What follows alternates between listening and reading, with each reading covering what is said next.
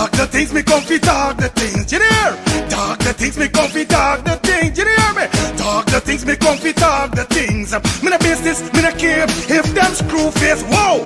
Talk the things me comfy, talk the things, you hear me? Talk the things me comfy, talk the things. Whoa! Talk the things me comfy, talk the things. Me no business, me no care if them no worried me. Talk the things me comfy, talk the things, you hear? Talk the things me comfy, talk the things. Whoa! Talk the things me comfy, talk the things. Me no business, me no care if them screw face. Whoa! Talk the things me comfy, talk the things. You hear? Talk the things me comfy, talk the things. Whoa! Talk the things me comfy, talk the things. Me no business, me no care if them not like me. Talk the things me comfy, talk the thing. You hear? Talk the things me comfy, talk the thing. Whoa! Talk the things me comfy, talk the things. You know business, me not care if them screw face. Wow! Talk the things me comfy, talk the things. You hear? Talk the things me comfy, talk the things. Whoa! Talk the things me comfy, talk the things. Me no business, me not care if them now are ready. Hear me bun too much, too much. Whoa! Them not like me not like them. Them not rate me. Me and them no friend. Me don't see you care the whole of them are even. Talk the things me comfy, talk the thing. You hear? Talk the things me comfy, talk the thing. Whoa! Talk the things me comfy, talk the things. Me no business, me no care if them screw face. Whoa! Talk the things me comfy, talk the thing. You hear? Talk the things me comfy, talk the things. Talk the things me comfy, talk the things. Thinking of buying or selling a home or renting an apartment? Then look no further than Citadel Circle Realty. Located at 1111 Utica Avenue in Brooklyn, New York, we cover Brooklyn, Queens, Long Island, the Bronx, Staten Island, and Manhattan. Let one of our knowledgeable and professional agents assist you with your real estate goals today. Buying or selling today? No problem. Need to rent an apartment? We got you covered. Call us today at 718-717-8251. That's 718-717-8251.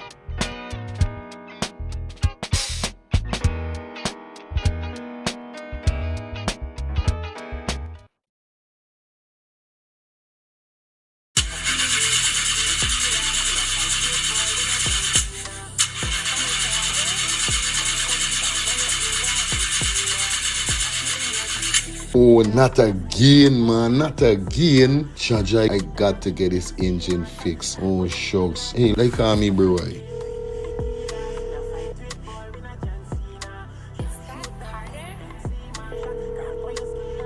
Hey, what going on there? What going on, Germs? Hey, I days, dog. Right now, me head hot me, bro. Me engine ain't starting. Where me engine ain't starting? Not the other day you fix your engine. But I mean, nobody's man ain't do a good work or what, right? I want to know what part I could get me engine fixed, bro. Alright, don't say 40. I got to help you out, because you know you're my brother. Excitement. Hey, what going on? It's all about A&F General Auto Repair Inc., bro. These man, them specialize in everything when it comes to your car, your engine, your wheel, you know what I mean? Your carburetor. Whatever it is, bro, these man is the man, them gonna fix your vehicle. Alright, well, like no part these people them there, no man. These people are located at 5731 Cooper Avenue, yeah, Glendale, Queens. You understand? You could contact them on 347-844-9333 or 347-357-8723 or 646-972-8828. It is enough number. Well, all three them number, you must get onto them, man. You'll never going to me wasting no more time about it. I gonna deal with this engine now.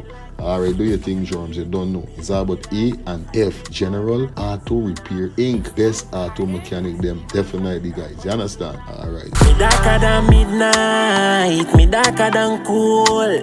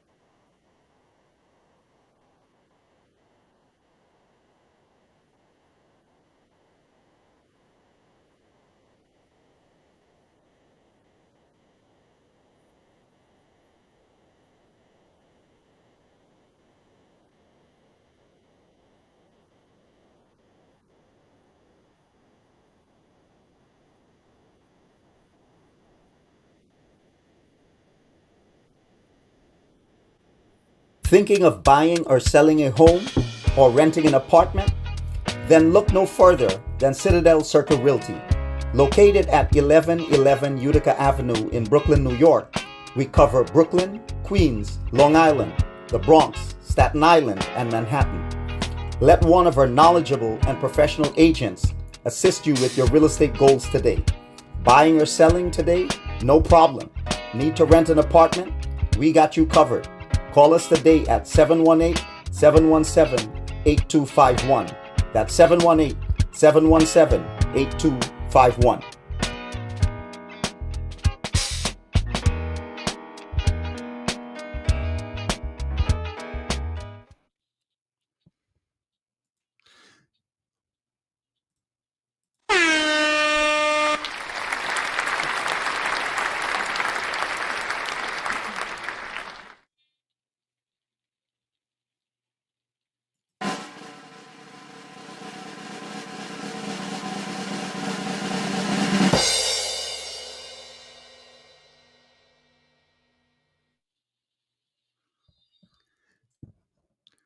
Morning, neighbor, morning.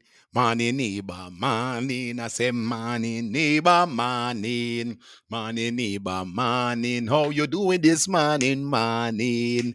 Morning, neighbor, morning. Did you call upon the Lord this morning? Morning, neighbor, morning. Did you rejoice the Lord this morning? Morning, neighbor, morning. Did you show love to your brother, morning? Morning, neighbor, morning. Did you show love to your sister, morning? Morning, neighbor, morning. Did you go on your knees this morning? Morning, neighbor, morning. Did you welcome the Lord this morning? Morning, neighbor, morning. I said, morning, neighbor, morning. Morning, neighbor, morning. Did you chase the devil away, morning? Morning, neighbor, morning. Did you show love to your mother this morning? Morning, neighbor, morning. I say, morning, neighbor, morning. Morning, neighbor, morning. I say, morning, neighbor, morning. Morning, neighbor, morning. What's up, YouTube gang? Welcome back to our next edition of Let's Start the Things Call In Talk Show. Hey, you're rocking with your boy, your host with the most. Yeah, man, for your feelings, aka Mr. Let's Start the Things. We in the building. It is a brand new day. Yes, it is the 9th of October. Hope everybody doing fine. Hope everybody doing great. Hope everybody doing, yeah, man, fantastic. Cause y'all don't know the thing already. Yes, yes, yes, yes. Yes, right. Woo! What a honor it is. What a day it is.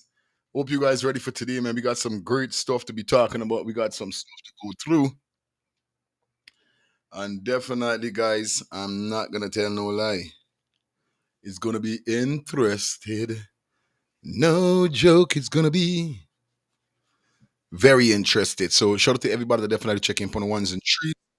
Like I said, man, I hope you guys having a fantastic Thursday morning. You understand? To all of my neighbors, them big up, big up, big up, big up. Boom! In the building. You guys know how we doing it already, man. Good morning, good morning, good morning. Today I didn't get for wear my suit cause it washed and I forgot to put it in the dryer. Anyway, not like if I ain't got clothes. Welcome back to the show, guys. How you guys doing? It is 9:24. Yo, wake up this morning. I already set up my thing. Everything then just to drive my computer start bugging. I had to reset. Reset about 3 times. I know what when going on with this PC. And I think I know what I got to do though. I don't plan for going upgrade it. So it could do, work a little more fast. It working fast, but then working as fast as I want it work. So yeah, I got some upgrading to do upon it. So I'm gonna deal with it definitely before this month out. Yeah, you know what I mean? Because we got so much things in store for the holiday coming up. Yeah, I don't think I forget y'all. So we're gonna keep you posted with what's going on, everything. Anyway, shout out to everybody that definitely checking in for the ones and trees. Hope you guys having a fantastic morning this morning. Shout out to those nurses, shout out to the doctors. You know what I mean? Shout out to those persons who may be going to work right now or persons who may be coming from work. excuse me, from work. You know how it goes already, man. Shout out to those persons who taking your kids to school or you don't drop off your kids heading back home. Shout out to all the nurses, the doctors, all the officers, the traffic cops, on the roadways.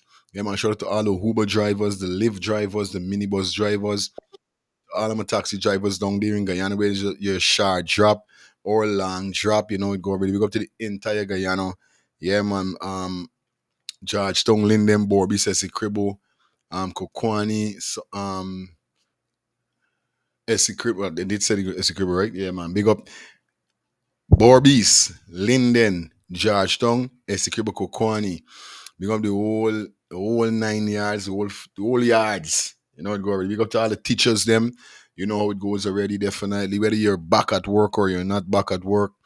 Big up to all the nurses, big up to everybody that dealing with things, and big up to those persons who may be traversing the wrong tongue, doing some shopping, getting some stuff done. Big up to those persons, or should I say, shout out to those persons who may be at home preparing their breakfast.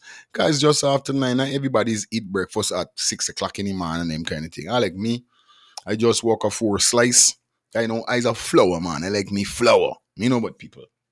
But I love me flour. Me don't play with me flour. So I just now walk a 4 slice. Yeah, 4 slice bread there. Definitely walk some 4 slice bread with a loud cup of tea. You know what I mean? You always do it already. Yeah, so definitely this is how we do it. Boom, boom, boom. Let's see some boom. Let's see some boom. Everything else done. All right, and this. So, excuse me about that. Yeah. So it goes already, man. Yeah, I walk some nice sliced bread with some. I walk away with a 4 slice of tuna, make some tuna. 'Cause I know you just buy the tuna in the pack, beat it up with the mayonnaise. You know what I mean? I like my belly. What people, I love my belly. So definitely I had a wonderful piece of breakfast. It goes already. I is them type of banner that don't have to wait until mistress get up for make breakfast. They got some man still like that in relationship would literally the wife or the woman got for make breakfast and them thing for them. Me still son, I get up from me belly young from me belly start burning. I shot to the kitchen, start preparing what I got for prepare. Me ain't got time for wait on mistress and mistress got come out she bed for them. Yo, that was something that I used to hate with me old man back in the days, bro. And I don't lie. And me father come home 2, 3 o'clock in the morning. He's got me mother and he's look for some freaking thing for eat. He would want porridge and all them kind of thing. Well, thank God she's done make whatever and does got it. So she would just gotta wake up and hot it up. And but sometimes when she make the now, she would go make porridge. And porridges take a little time. It's not no easy, nothing. And she would go for fried eggs, he want toast. He's the next man used to like him out and like him belly. Must see this where I get it from. So this is the only thing when she used to have to wake up. I feel that is the reason why I do not stress out me mistress for make breakfast for me or or take out me food, me lunch. I just do them thing myself. This is how I stay. I don't wait on people. This is it. If she like, I would take out some. You want some? I take it out for you. It don't literally mean that they got some man stays like me old man. He was one of them that he never go in the kitchen prepare nothing, man. He had to always, don't matter what time he come home, 12 o'clock in the night, 1 o'clock in the night. Them woman back in them days, how them thing used to. There must you got a woman like that, nothing wrong with it. I'm not saying nothing is wrong with a woman got for preparing she little lunch or she breakfast or she dinner for your husband or your man, you know what I mean? There's a woman duty, you know what I mean, at the end of the day. But still, for me level, it's not like I ain't saying I don't like that, but if I know to myself I could go and take out me food, or I could go and make me breakfast, or I could go and fix me dinner quick and fast, I gonna do that. Me sitting down away because I's a man like this. You see, if I got to eat 9 o'clock, if I got to consume any, whether it's lunch, breakfast, or dinner, let me just put it specifically. All of them we gonna put at 12 o'clock. If I got to do the eat, consume any one of the three at 12 o'clock. When 12 o'clock reach a meeting in dead, if I eat, let me say 12, 5 past 12, and me got things already on the table, done munching. You see, 50 minutes, 25 minutes into the 12 o'clock when I supposed to eat, you better believe you can't give me nothing enough. You gotta give me a little bit. If I eat 4 slices, give me two. Because the amount of wind we're gonna pack up inside of me, I just can't get for digest all me food, or I just can't get for consume everything. So I just got for left back, and there's something is speed me head, cause I just want devour all my food. I feel I just want, yeah. So this is the only thing. That's why I don't really wait. But as a man, I just get up and do what you gotta do. So big up to all the fellas them out. They don't, you don't literally wait. If you gotta go do your thing, you're gonna do your thing. Simple. Please don't address your wife. Yes, I know she is Mistress Fire. Man, oh scrap, man, oh you come from mash up this little canvas. I never gonna bother with you comment. Guy. Anyway, it is with I also have a little reason. Yeah, let's come and mash up this whole thing. Anyway, we got everybody on Facebook. We got 5 persons on the check-in on Facebook. Share up the live, guys. Share up the live. You know it go already. You side man.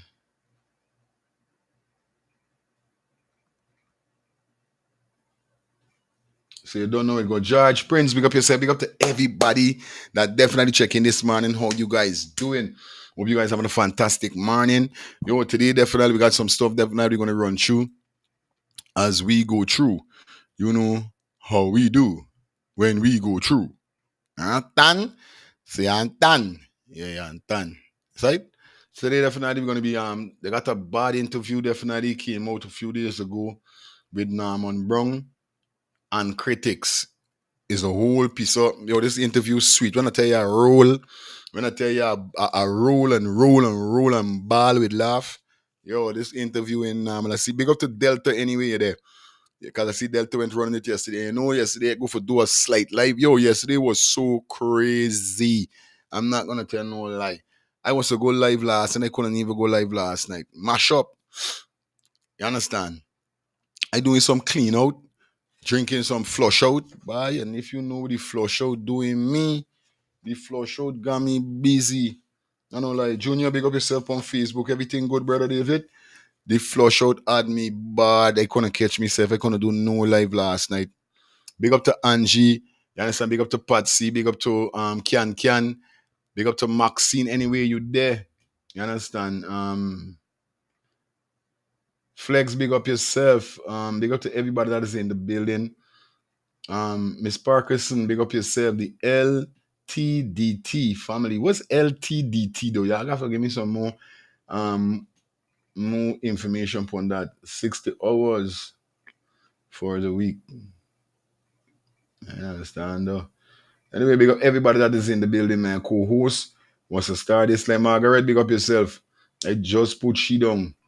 I just she just come in my hand. And by the time I look so as I starting the show, nod. She's one wake up early. Early she wake up like she wake up before 6 o'clock. She wake up like 5:30. I don't know how she wake up so early. If it's because any mother just suggest she wake up and she like king, is your brother. I don't know. We keep telling she lie down, like relax. The girl wake up, never go back to sleep till just now.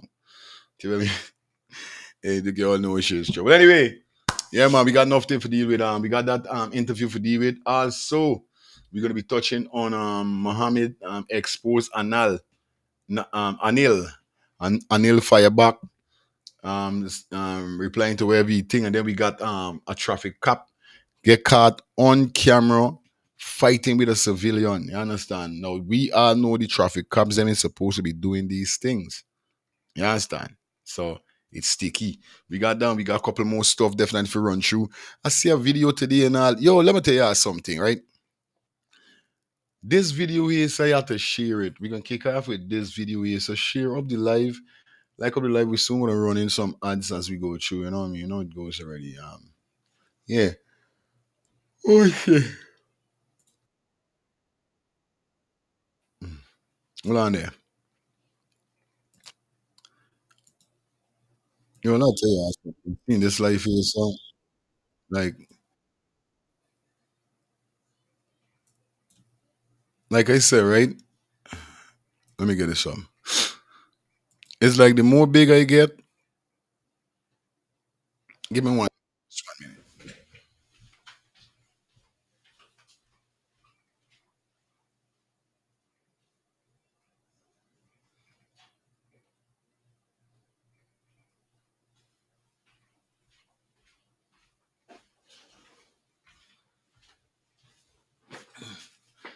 All right, go do back with you.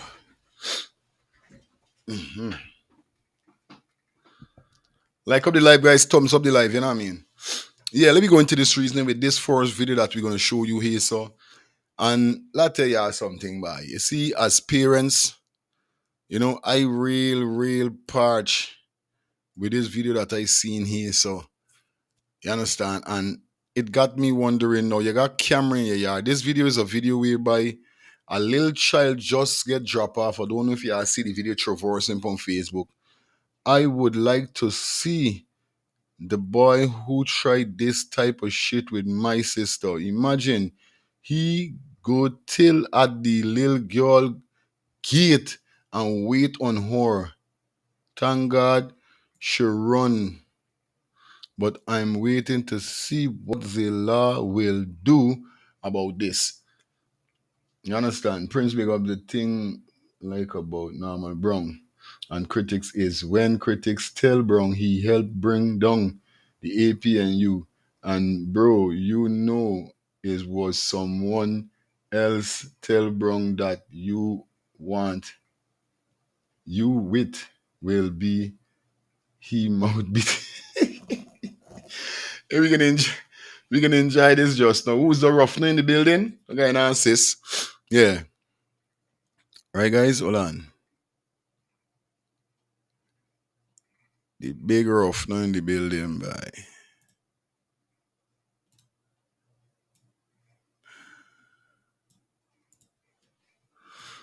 All right, good. This video here, so. Yo, let me tell you something, right? Let me tell you something. It's serious in this time where we're living in. Mothers and fathers, it's serious. This is the last days. Like I said, this is the title. Excuse me, the person posted this video saying he would like to see the person. Now, this is what he's saying. Now, this car that you're seeing in the corner here, this is the car that the individual is waiting on the young girl. Now, look at this here, Sabai.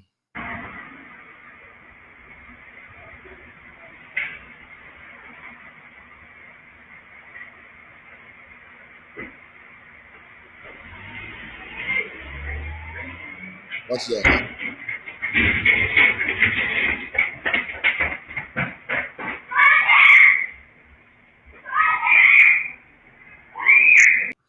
Imagine the man passing on the bicycle, the man and even seen like for alarm, nobody, nothing sad. Man just walking and minding his own business. It's like I just wonder is what kind of life, what kind of world we living in now. You could basically see the girl running from the man. You try to tell me you couldn't run in there behind me or try to keep some nice or try to alarm the people them that persons would really get for know what's going on with this man is with this individual. Because if you literally could he walk in there, he could literally hear the little girl screaming, "Mommy!" Yeah.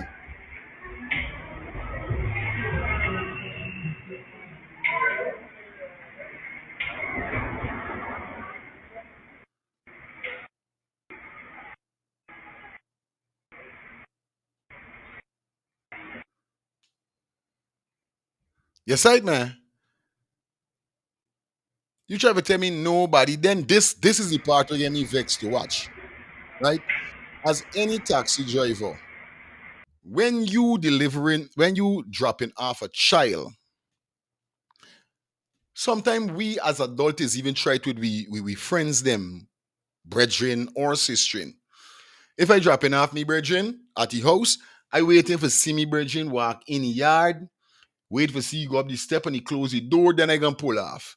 mean just dropping you off or dropping off nobody child and then just drive. You got to wait and see the girl enter she yard. Everything good with she before you pull off. This is how it's supposed to go. You understand? Now, boom, you drop this girl. Soon as the girl come out the car, you drive away. Boom. Yes.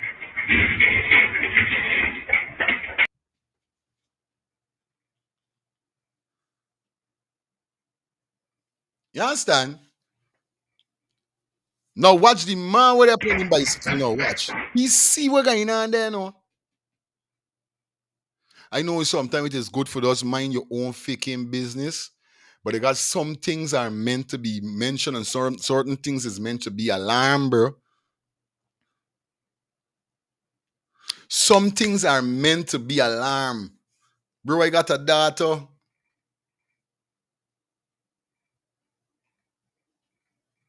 What some people is really deep on by. Patsy, we're going on, sweetie.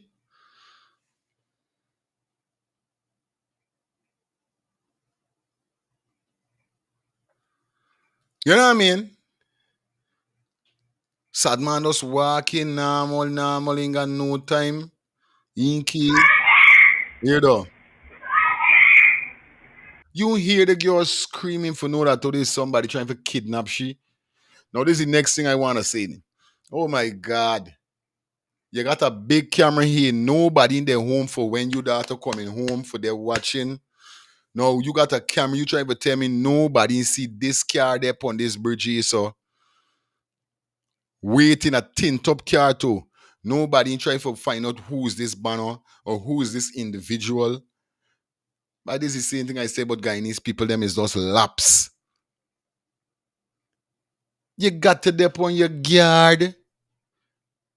He there in the car waiting all the time, you know. Miss Gomez, big up yourself, sweetie. Watch.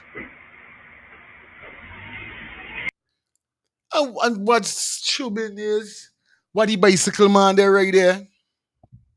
Let me come back. Watch it. Oh, shucks. Hold on. Watch it, watch. What the car pull up? The car pull up. The bicycle man there right here.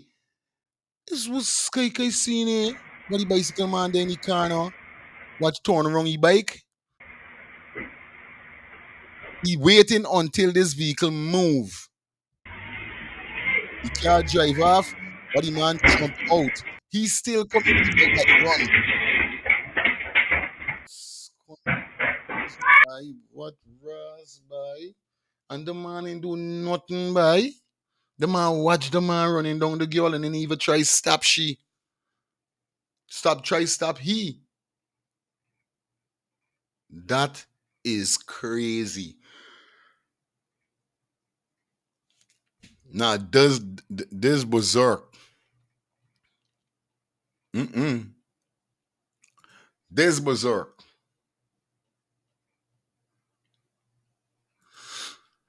You know what I mean? This will show you how life stay a day like today, you know. Which in, there got certain things you got to mind your own business. But a situation like that, I don't see no way that the bicycle man went right up under the car, whereby he wasn't riding from till down the car. And I think he come from somewhere, not knowing he there right there. He turned the bicycle around while the car brought the girl, put her out. He was waiting until the car moved to continue walking, going, re-walking. Split second, he see a man jump out of a tinted vehicle, run behind a girl hollering. You look like a man who is do weeding work. You must got a machete. You must got your weeding machine something.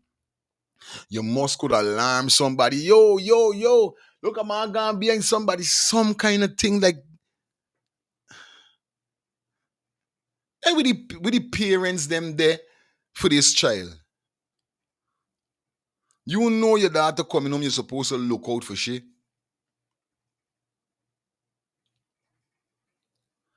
You got camera upon your premises, but y'all see a car, nobody know for see the car. For say, all right, the car got to be somebody car come for do something. Nobody see the car, nobody. Is beer sailors.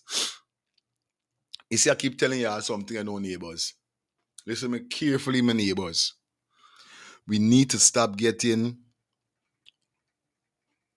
comfortable in life. Too much of and there's the messed up part with things.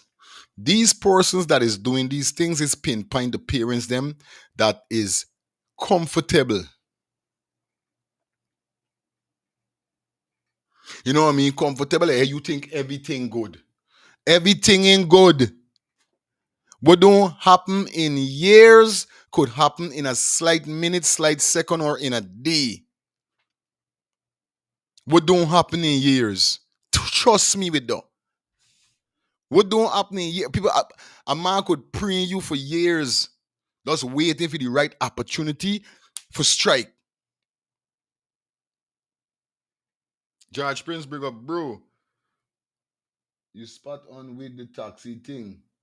You drop off someone, much less a school child, show some. This is what he's saying. What do you mean? By minding your business, these days you will live longer in Guyana. Just my opinion. You see, well, you see this the mindset where we got as Guyanese that make nothing is happen. We mean minding your business. This what just now say. You know what I mean? This what you say, bro. You spot on with school child show some this what countries, but minding your business these days will, you know what I mean, will make you live longer. I understand that, but still this shit. This beer foolishness, minding your own business or what? This is why when saying we understand you got certain thing you could mind your own business, especially if it's like a shootout or something. We understand minding a bit, but bro, like tell you something. You see me as a parent, and it's not what you do, is how you do it. Because I'm not saying he have to run down this man or nothing, but you could have raised an alarm. You could have raised an alarm. You could have do something whereby you could. I hope that he carry information to the officers with this situation here, so because there's no way I see a man running behind no child. You understand? Me say you got to be the big bavada for going fighting all and kind. They got different ways of to do things. Beside me, I like in New York with stuff like that happen. A stranger can call 911, but in the country, like Guyana, people sometimes don't think. But I tell you, buddy, watch, Guyana is a whole different kind of scenario without a thinking sort. This is what I'm trying to say. You don't have to, you could go up on your phone right away, boom, boom, boom, 911, think, or you take two picture, something, throw two big brick on the people them house. It's just me. I don't know, just me. Good morning. Mara, Yes, sis. how are you on here for a little while, but I know that you miss certain things, right? But I want you to look at this skateboard. You see the same bicycle man, the man involved. I Watch it know now. though. When the white car come up, he the facing down. Turn the girl get out, he face towards the blue car. That's what I When say. the man get out to watch it now. If he wasn't involved, the man would have got the blue car and tell the boy car you scot from about here. But no, he's Oh, still the lookout man. The oh, bicycle man is the the lookout lookout man. Watch it good and man. see. That is Aye. what he is. Watch it back again when they done No, I. talk and see that Mm-hmm. when the white car come, Mm-hmm. he the facing I and then done. as it stopped, he turned I around and did put himself pinpoint in it. position. I did He pinpoint put it himself just in a now. position that Mm-hmm. as she they run and not going in the gate Right. and run towards Right. he. Right. Right. Right. No lie, Easy. Perry. Yeah, Perry. I done pinpointed Perry. I just pinpointed because I went thinking that to the bicycle man be coming from some way walking down, but I don't pinpoint the whole scene. You know, just when I start to wait, this bicycle man they're right there all the time and seeing this thing going on. But then indeed he got something doing with this again. But he's still there, you know. The bicycle man there right in the corner yesterday. Right here yesterday is we there. Right in the corner, watch. He there right there watching all the time for truth. Watch. Turn around the bike now, facing the same direction with the car going pull off. Now we start pushing. Boom. The man come out, boom. Real talk, boy. He is the watchman. Perry Mason, big up yourself. I did spot it out just now. I did. I went saying to myself, wait, this man there right there. But I didn't meds him on. Don't like when you come and tell me, Perry, that this man got to be the watchman we're watching because I want to know how we did there. We got to give we girl children. Yo, you see this is the same thing I talking about, boy. You right, man?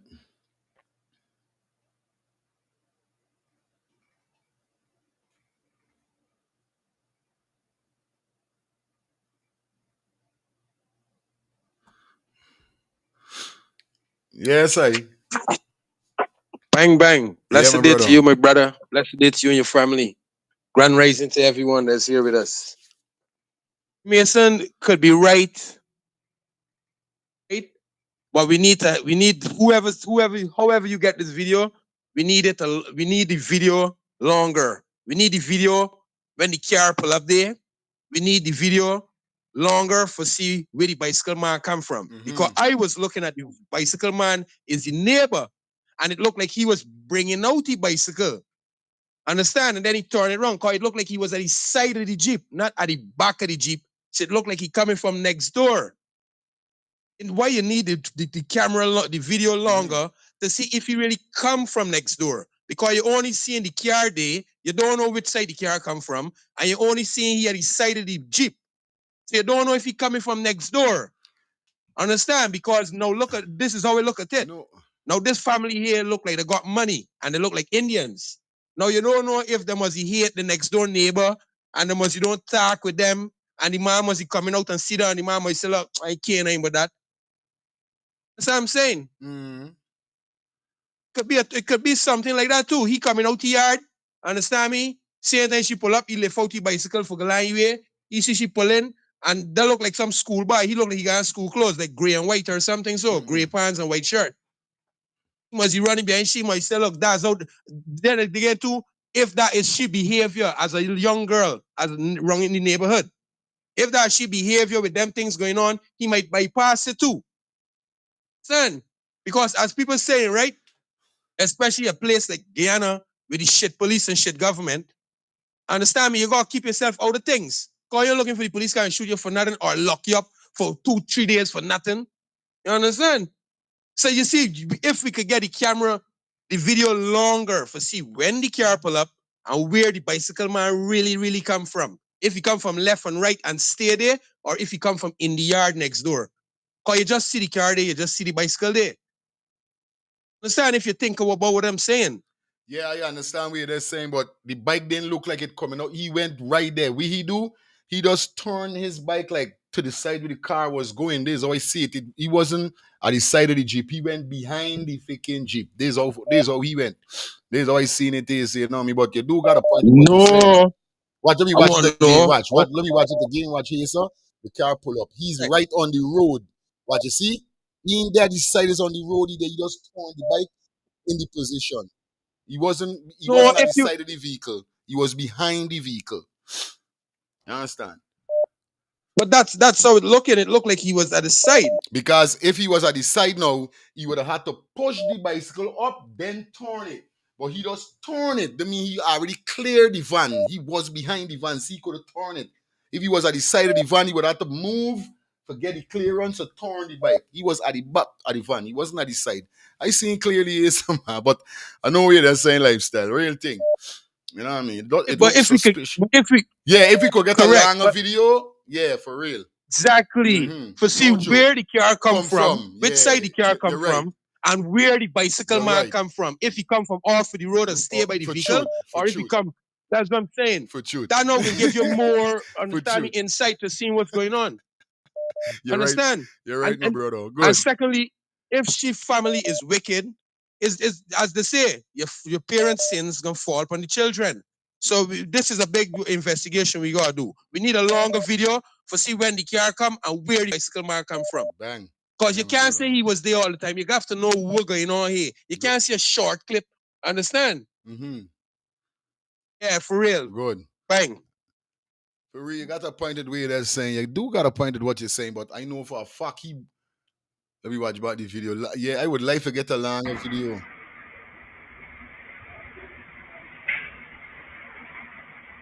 Yeah, the inside man, you went right there.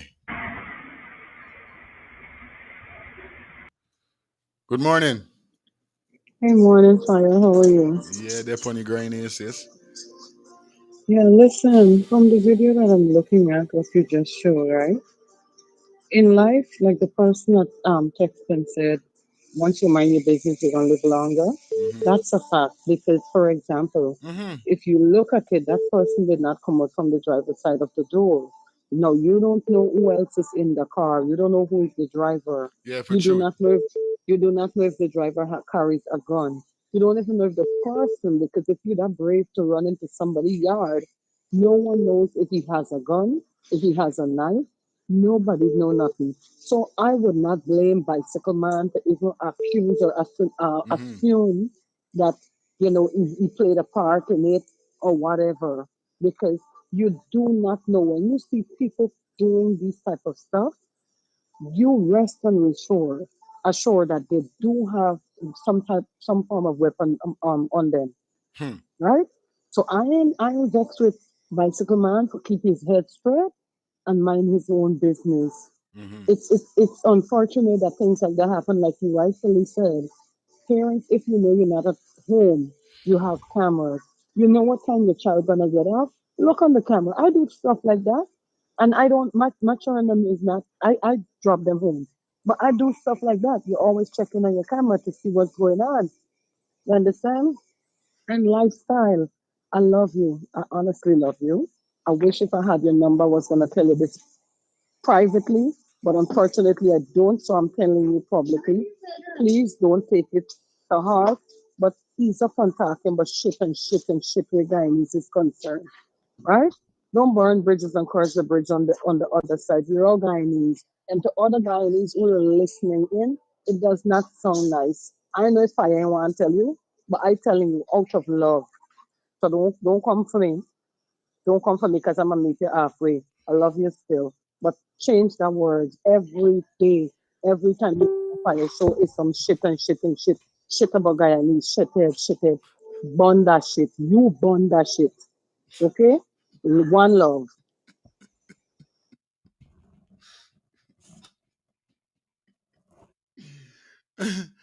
I need, hey, I need big up, big up Angie, Jaja God. Yo, I is trouble. Yeah, I know I is trouble. Anyway, on a real life level, you know what I mean? I like hate the settings there with mind your own business. You know what I mean? Like I say, if I in the position, I don't know what I would do, but you're right. Because mostly when persons come to kidnap anybody, it's be two persons. It's got a driver and it's got a man who doing his snatching. Even when them going even snatch good, they got a drive man. So obviously, indeed, like what Angie see, he didn't come out from the driver's side because I think there is is it back seat he come out from? I gotta check because I remember Guyana is left hand. America is left hand, Guyana is right hand, right? So if he come from this side, remember Guyana steering wheel don't be on the left like in America. So right hand side the wheel is there on Angie. You understand? So still, you know what I mean? But the same scene there with minding your own business sometimes is real cruel. I understand what you're saying. And indeed, we don't know. Me say that you have to run behind this man for do it, but they got different ways you could really attack the situation. You know what I mean? On a real life level. Because if I got a firearm on me and I see something like don't mean got injury, but I can clap two bullets in the ear or something for raising alarm. I can keep some knives or something. It does me. It don't mean I got to go and fight this man literally hand to hand or whatever with this guy. I don't know when things like that happen, they can flee. But everybody ain't got the same luck. It is what it is at the end of the day. You know what I mean? It does crazy. Parents need to be keeping their eyes on their kids. Good morning, my sister. Blessed love all the time. Blessed love to you and your listeners. And I see co-hosts didn't start to work as yet. When you check the video, the guy came out from the driver's side, Right. right? That's what I'm telling you because He, Guyana is right yeah, hand. he Yeah. came out from the Driver's driver's side. side. Good. But then again, if you really look, the man is not a part of the scene, eh? It's Mm. just that sometimes the shock when the man see he bust the door, the man stop. You understand? The man is not a part of the scene. But right now, how Guyana going, even if you're willing to say certain things, I just tell people right now, you know, so A for apple, B for bat, and C for yourself. Because even if you say you go and you tell the police calling back your name to these people, you ain't got nothing to protect yourself and your family. Straight You up. understand? Straight up. It's a sad situation we living in this place.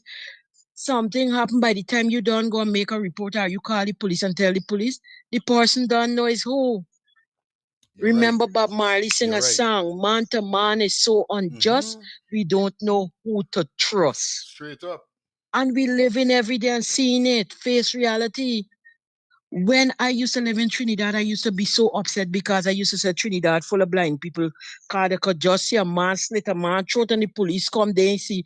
But soon as the police commit a act on somebody, everybody they see it all over the world. You check it out. Hmm.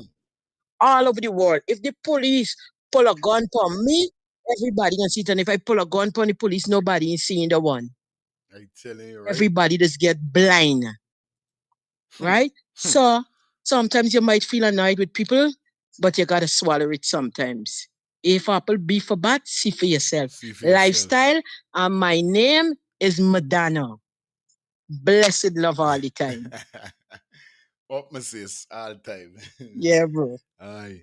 Real thing where they're saying, no joke, it kind of sticky. What I'm trying to say is that even if we know there's the type of life that we live in, there's the consequences that we ain't got to be facing with certain things. Come on, man. You got to keep your eye on your kids. This is what I keep saying. Parents, too much of we getting comfortable. Now, I respect Angie because she's going to pick up her kids. Like I said, if I's a taxi driver and I picking up your kid and dropping off your kid, my work is to make sure your child reach in the house. I don't care who I got for pick up after. Remember, I running a business, a respectable business. I'm meeting different. I'm making sure you go in your yard, go through your door, then I pulling off. He just pull off just like that. He didn't even the car didn't even pass the car that was waiting so fast when the man jump out. This crazy. You got to focus. Eli. Morning, morning. Yes, I. Morning to all the listeners and everybody that's checking in.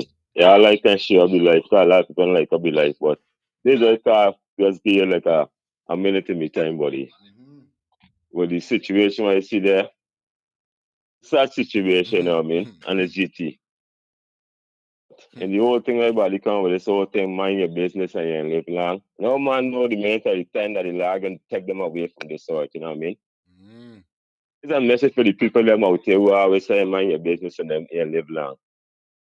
If you live in this world and you fear any human being, right, that breathe the same air like you, then you don't deserve living in this world, G. You know what I mean? So we shouldn't be afraid of for letting we kids go to school and come back home on their own. Where we living in a world where we're supposed to get police protecting, you know what I mean? And Right. these things. Straight. So when some people with the same they say you're gonna live long, if it was their child, they would have never said that they would have wanted the person for local for them and give a word to I say what's telling going you. on. You know what I mean? Who feels it knows it, G. And there's the people got to come after this thing with them dep on and just say and just side of it wrong doing. You know what I mean? If I was their youth, they would have feel some way. And Yeah, because brother. some of them is not no good fucking parents. Sorry for cussing. You know what I mean? Straight. Straight, man. Yeah, man. I mean, I don't really, I respect everybody who is come and put on the show, you know what I mean? But sometimes we gotta look at things different. It was we child body. If that was me girl child body, I mean, that he run after, Straight. he get children, he would have quite feel children the same way, you know what I mean? Cause this is when you gotta start living in GT, cause the line working, but then you gotta take matters into your own hand. And I keep trying to tell the guy, and these people this thing here. It's not no lying here, and it's lawlessness. And if the law is lawless, I rather live lawless, G. That's the only way you survive, G, you know what I mean? Real talk, fam. You know what I mean? Sometimes eye for eye is not the best thing, but sometimes you got to live an eye for an eye to get justice. And I know that's how I survive there. I know so I could tell it to someone I'm still living in there and I want to text you when it's I've been living there, feel something, I want to text you mad. Yeah. Straight, fam. No, but they gotta look at it from a different view, but it was their family member body. They would have want somebody to say something or justice or say you can't stay quiet. Straight. Hmm? This is why You I ran say after a little school girl, a kidnap a school girl, you know what I mean? In broad daylight. broad daylight. I mean, balance supposed to see you and snatch your child and do them anything in broad daylight. And you're supposed to accept it. You know what I mean? Telling you, rough, eye, rough. Yeah, G, this is how I can say, Yeah, but people man. gotta look at it from a different point, buddy. Point, man. Real talk, bro. I mean, Real not because talk. not a family member, Yeah. not a nobody related to them as a stranger, a human being. You know what I mean? And if we love human beings, we're gonna look out for them for any mean aspect. We're gonna look out for them to make sure they get justice in the right way. Like Adriana Young ain't get no justice yet, right? Straight. You know what I mean? We name who get snatch bricks get snatched from on camera. Them man see all him man never snatch bricks, right? I tell you, This family ain't got no justice, right? Real talk. Like I said, the AI video that they make up that them man snatch policeman in the video and saying they snatch bricks, right? I telling you. Hey guy, these people got for wise, nobody. Seriously. Sometimes I see mad with them and I sit for walk on the side guy need something. Cause all these people act like they ain't got no common sense, G. Straight. You know what I mean? Straight, bro. Respect And common sense, you don't go to college for the body. Simple as it is, body. You know what I mean? Straight. One love to fire, yeah, my brother. Yeah, man. Yeah, brethren. Ay, seriously. Let me 2 cents, though. Respect that, love all time. You know what I mean? Man, there's the same thing I saying to Farry. At the end of the day, I hate this thing what people is saying like that because if it was their child and a person they see, the first thing is able to say why you didn't say, why you didn't tell we or why you didn't say something. But then people saying you mind your business. I don't, try to let it make sense. Let it make sense. Daily eye. Yes, sir. Greetings. Yeah, How man. Agree with the brethren 100%. With us reason with the eye. The man there on point. Yeah, man. The see blind here and deaf thing, they got break out of that mentality. You understand? Because it's perilous times I treading in right now. But the $1 million question why I want to ask, what he could have won with a little child? This is the $1 million question. What he want with a little school girl? Sacrificial blood. Can't be no other about that. Sacrificial blood, real. We want to believe I telling y'all this sacrificial thing in Ghana is real. What kind of pleasure you could get from the little girl I see in the video run out to the car and gone in the house? What kind of pleasure you could get, a big man? What kind of pleasure you looking for get from a little child like that, brethren? Brethren, as a Rasta man, I believe in the Moses law, you know. I say eye for eye, you know. Say it is. Because I see the bicycle man with the get blows. Every resource I got in me catty, I hunting for the driver man there in the Real car. talk.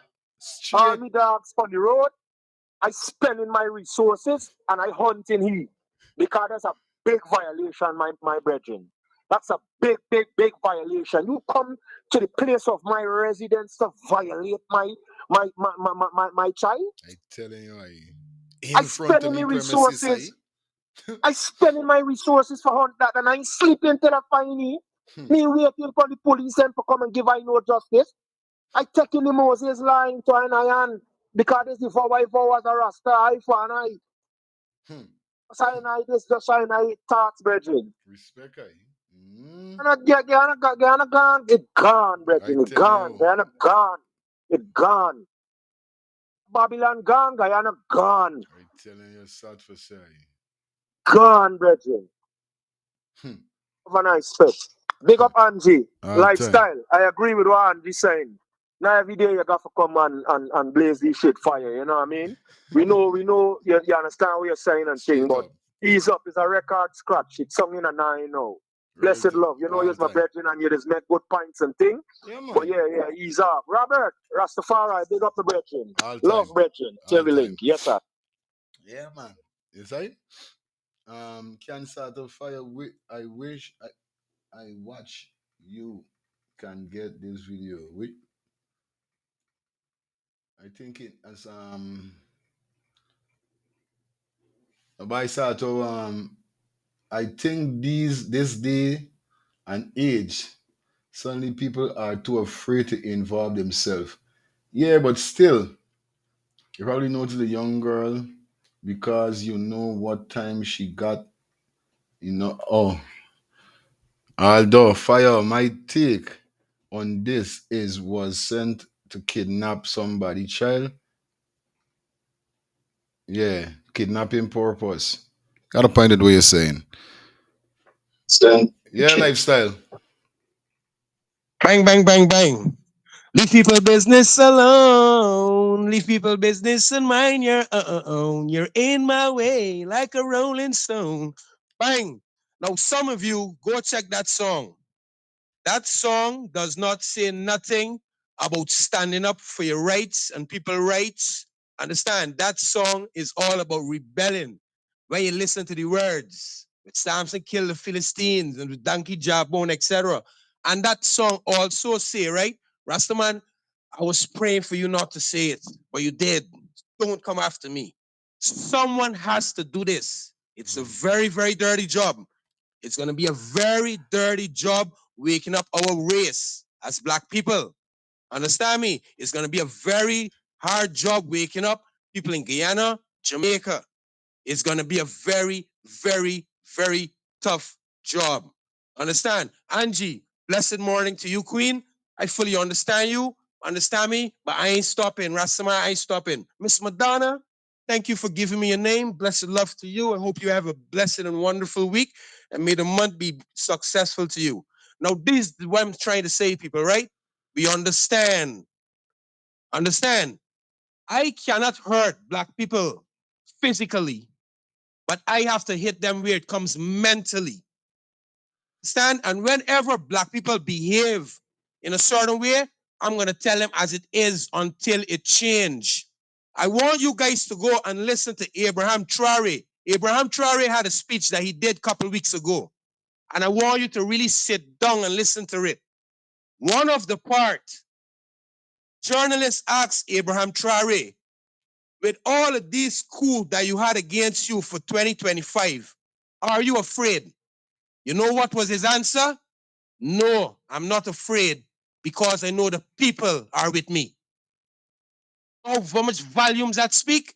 It means, right, that you see these things that you see happening in the black nations that in wake up within the Caribbean and certain places in Africa. It can't happen in the Sahel. It can't happen in Burkina Faso because from the time anybody violate when it comes to affecting the people, where Abraham showed that the people is the nation, but it ain't happening, bro. And it's people gotta wake up and talk.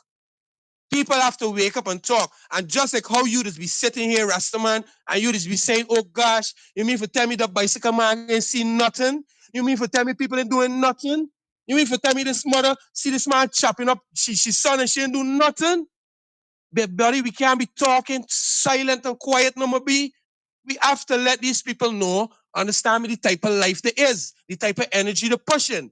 You see, the same time we was talking about this man chopping up his stepson. You know, a 13-year-old girl get fined in Jamaica, and they're looking for she father. Same day we talking about that. People and when it comes to black people, all the black people that living like this is shit. even the ones in Jamaica too, that when it comes to war time, they're split in half and fighting. And then Kingston, the roads them do properly. Who's suffering? All the people down in there. The electricity ain't good. The water ain't good. The police still killing the people in Jamaica too. But still, when it comes to this election thing, black people fighting against each other like dogs. You mean for tell me that ain't a bunch of shitheads? Things are going on in Guyana. Why the people should be using something that mind your own business in Guyana? Because of the government that in Guyana and how the police treating the people in Guyana. So you mean for tell me that I'm a bunch of shit people?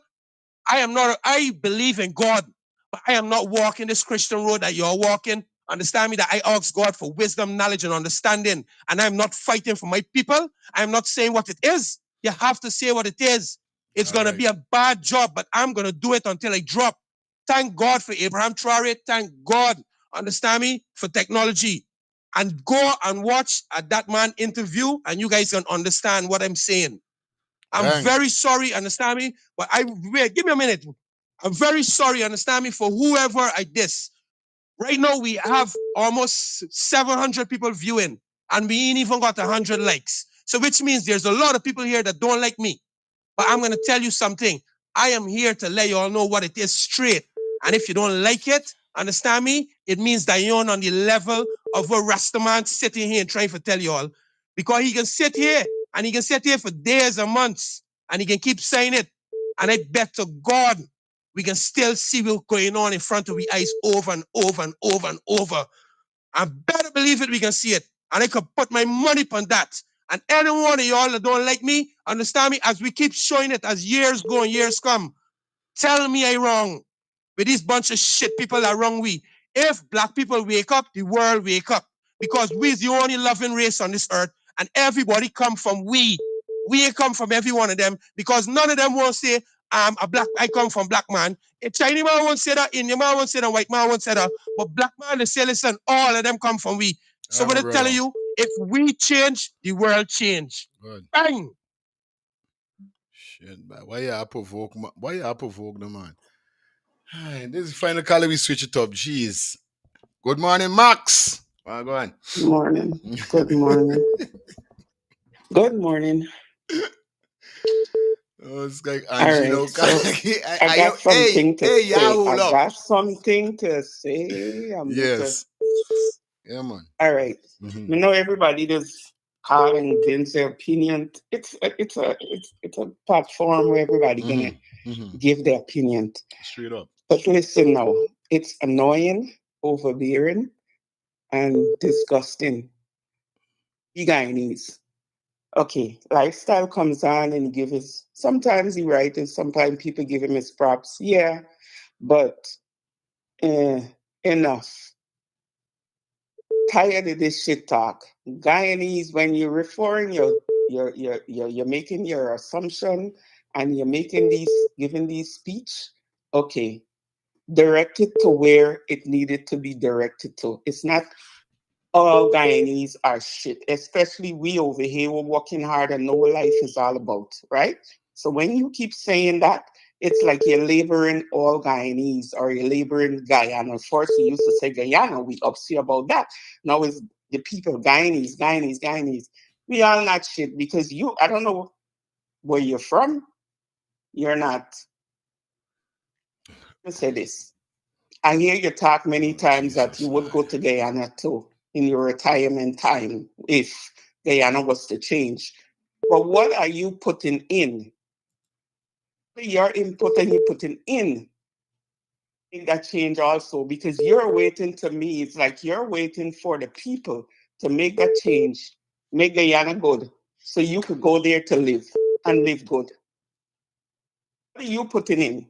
But you sit down and keep calling shithead and Guyanese a shithead. You don't sit down every day and call Jamaicans shithead or Barbados shithead every day. Every time you come on, it doesn't matter how much time you come on and you talk. It's annoying to us. Yes, there's shitheads down there and there's people. But before you question, it's the leaders, the people they put into power. Those are the people who are shitheads. But you can't label everybody as shitheads because it's disgusting. same shitheads, you're hoping that they make the changes in the country so that you could go there. Because I do remember you saying something like that. So when people talk and get annoyed, it's not the fact that they don't want to hear you, it's the fact that you need to shut and stop with this shit now with these shitheads.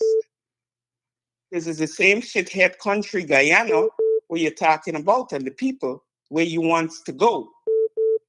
Now, you could call it and say what it is and say what you want about me, but I'm annoyed with it now. It's frustrating, it's disgusting because we all up here, the ones that's up here and the ones that's fighting for change for the country and what we believe in, we want that change, but we don't sit down every day, but shithead. We think about things that we talk about the things on the show Straight that up. we think can better the country and the people. But calling everybody every day shithead, it's not helping the situation. You understand what I mean? Mm-hmm. For your thoughts them to the people who they put in power, the leaders of the country. Real You're talking about Abraham Traore. Abraham Traore is the leader. You're not a leader. He's a leader. Straight. Yeah, man. So I for sure don't even want to listen sometimes because I cannot take it anymore. I don't say could. All right, my sis. So you just need to start rethinking how we speak, maybe recalculate, because you're really insulting a lot of Guyanese, decent Guyanese here. We are here, not in Guyana, here.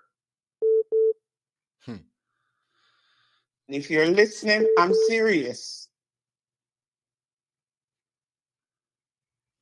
I telling you. That's what I gotta say. Mm-hmm.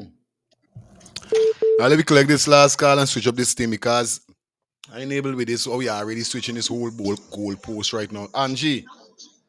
Fire, don't call my fire. Don't call my name like you vex with me, okay? I love Wait, you. man, because I say Angie. Me vex with you. I want to make case like switch this thing, this goal post. I mean, are you? No. Here, Yeah, man, I don't no. know. Go ahead. On a serious note, no. Mm-hmm. You know me and stuff, right? And you know when I serious, I'm serious, right? Yeah, man. And I'm right now. I'm speaking out of only love, okay? I ain't call your show to create a problem. No, it's But cool. let me teach you on your show now this morning. You're the host for this show. Yeah. This is your business. This is your job. Even if it is me, this thing a friend, this thing a nothing. You have a standard to uphold. You have subscribers. You have so many persons listening to you. And I am telling you this morning on your show, you as the host, if you don't do it, he is not gonna stop. And I'm saying again, I'm speaking out of love, right? Mm-hmm. Lifestyle have to stop. And you, when you hear lifestyle call your show and open his mouth to say on your show about shithead and shithead, your sister, you say you love me? Okay, well, if you love me, you're gonna say it to lifestyle. And I tell you, over to lifestyle. Lifestyle, no, I'm not gonna have that on my show. Because you said, and I hold you at your word, Mm-hmm. that you want your show clean. So For he sure. calling Guyanese shithead. That's a first, right? It's a total disrespect. Mm-hmm. It doesn't matter we migrate to different countries or wherever. At the end of the day, we are all Guyanese. One people, one nation, one destiny. Together we stand, divided we fall. Yes, it is we calling and making a lot of points, but at the end of the day, the words that are coming out of his mouth is division. It's bad. It is not good. And the reason why I call it out this morning, because I'm tired hearing it. And if I am tired, For truth, everybody else tired. for truth. You Oh, it understand? was. So don't let lifestyle come back on the show because you're gonna block me from your show. I love him and I'm speaking out of love. Don't let him come back on the show and call Guyanese. No shithead. If he got some problem with Guyanese, let he take that up with himself off of your show. This is your job. And he ain't gonna dirty the water for you because I don't come to you if he dirty you water. It gotta stop now, man. He's not a child. He ain't got autism. He ain't got ADHD. It has to stop now. Love you. I am not directing how you run your show. Respect. You know I don't come after anybody wants to see they keep doing something for cartoon show for, make it get like a dark picture. The thing, this shit stuff that's coming out of his mouth is making your show look bad, my brother. Mm-hmm. It's shadowing all the facts and all the evidence and all the educated stuff that you're bringing on your show. It has to stop now. Enough is enough now. I love your lifestyle. When you see he come back for somebody coming for defend what me say or Miss Patsy say or Miss Maxine Big Up or Rastaman or whoever, nobody coming after you out of age to this constructive criticism. When he come back with us, friend or friend not, you gotta do it for you. If you don't do it, you ain't gonna respect it. You ain't gonna respect nobody else. You have to do it. All of us. I love you. One love to love all time. Mm-hmm. Mm-hmm. Yeah, bye. Ay, Jaja God. We're gonna switch up the topic now, and there's a final call. You know what I mean? And like I said, everybody got a little point with what they say. Remember, the show is everybody' opinion, and indeed, you know what I mean. I already spoke to Lifetime about it, Lifestyle about it, but you know what I mean. I just saying it's not like he's saying the whole Guyana is shit. Shit, there it is, or I pinpoint it. You know what I mean? He's just specifically saying that to the people them that encouraging certain stupidness is shit. It is how I get it, but on a real life level, you know what I mean? It's not every day you got for company show and talk about shithead lifestyle. You know what I mean? You could turn it a different way instead. You know what I mean? Not every day it got to be. We don't know where you coming from with certain things, but indeed, they got a wide variety of persons is be listening this show. You know what I mean? And indeed, we strive to keep it clean. And if nobody else don't come on the show and behave like that, and we speaking to you, we feel like you should pull up yourself in some form of way, or else we gotta take some drastic measure by doing what we gotta do. But at the end of the day, you know, especially when it's top of the morning too, and these kind of thing escalating is very sickening at the end of the day. But I understand where you're coming from, but still, you know what I mean? It is what it is at the end of the day. But big up everybody. You understand? Yeah. The other words you can use is okay. Limited. All right. Yeah, I know nobody said a hate lifestyle is does that particular thing we is coming end up saying every time, you know, there's the whole citation and you know, we got a lot of decent people on this platform here. So, you know what I mean? Like I said. And despite the liking up, I don't bother with how much likes we get. I don't speak with all of them. Enough people in equipped with a like thing, cause they got person who got 200, 300,000 subscribers. When they got 10,000 freaking people watching their live, this barely got 1,000 like, or even, yeah, even got 1,000 or 1,500 like, and them has got 10, 11,000 people watching at them. So there's a constant thing with every vlogger them is go through though.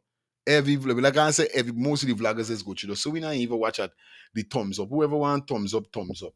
It took like I'm like no. You understand? Anyway, yeah, like we're saying, you know what I mean? People we got change we mind from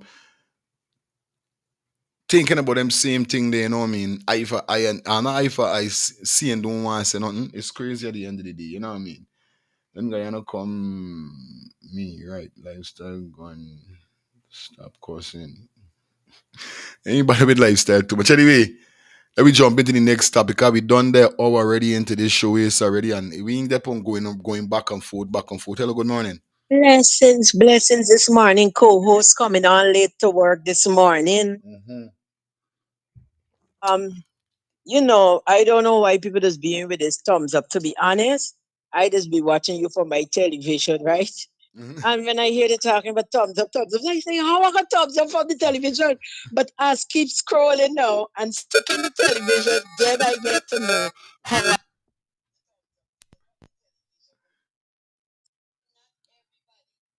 with this thumbs up only on the phone. Yeah. So sometimes persons may be watching on the On television, TV. turn the green light, me didn't know what to do. But now I know when I do on my television, I know how to do the thumbs up from the television. You understand? So sometimes people don't know. But blessed love to Angie. Long time I didn't hear my sister voice from another mother and another mother. Right? But everybody got their own opinion. Yes, lifestyle need to ease a little bit of the shit. Put something else in the shit now. Put little ketchup. You know what I mean? You understand? Blessed love Straight, all the man. time, man. Yeah, man. Interested program though. All time, Yeah. sis. All right, we're gonna pay some bills. We get back with you guys. We're gonna turn it up, because we got more stuff to go through. Don't think you're gonna come around this thing is and style up this thing is, okay? So I'll be back with you guys. Thinking of buying or selling a home or renting an apartment? Then look no further than Citadel Circle Realty. Located at 1111 Utica Avenue in Brooklyn, New York, we cover Brooklyn, Queens, Long Island, the Bronx, Staten Island, and Manhattan. Let one of our knowledgeable and professional agents assist you with your real estate goals today.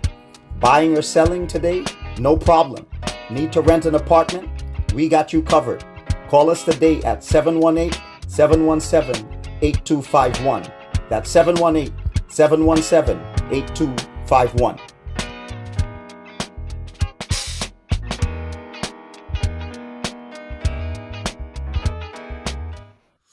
Definitely back with you in the building. You know, it goes already. It's about strictly tatted for those persons who definitely want to find a tattoo parlor, the best tattoo guys. And we're talking about Jacksonville, North Carolina, guys. You guys could visit them at 1205 Erigeti Street, Jacksonville, North Carolina. Their telephone number is 910-389-9678. You guys could follow them on TikTok and Instagram to see what they got, guys.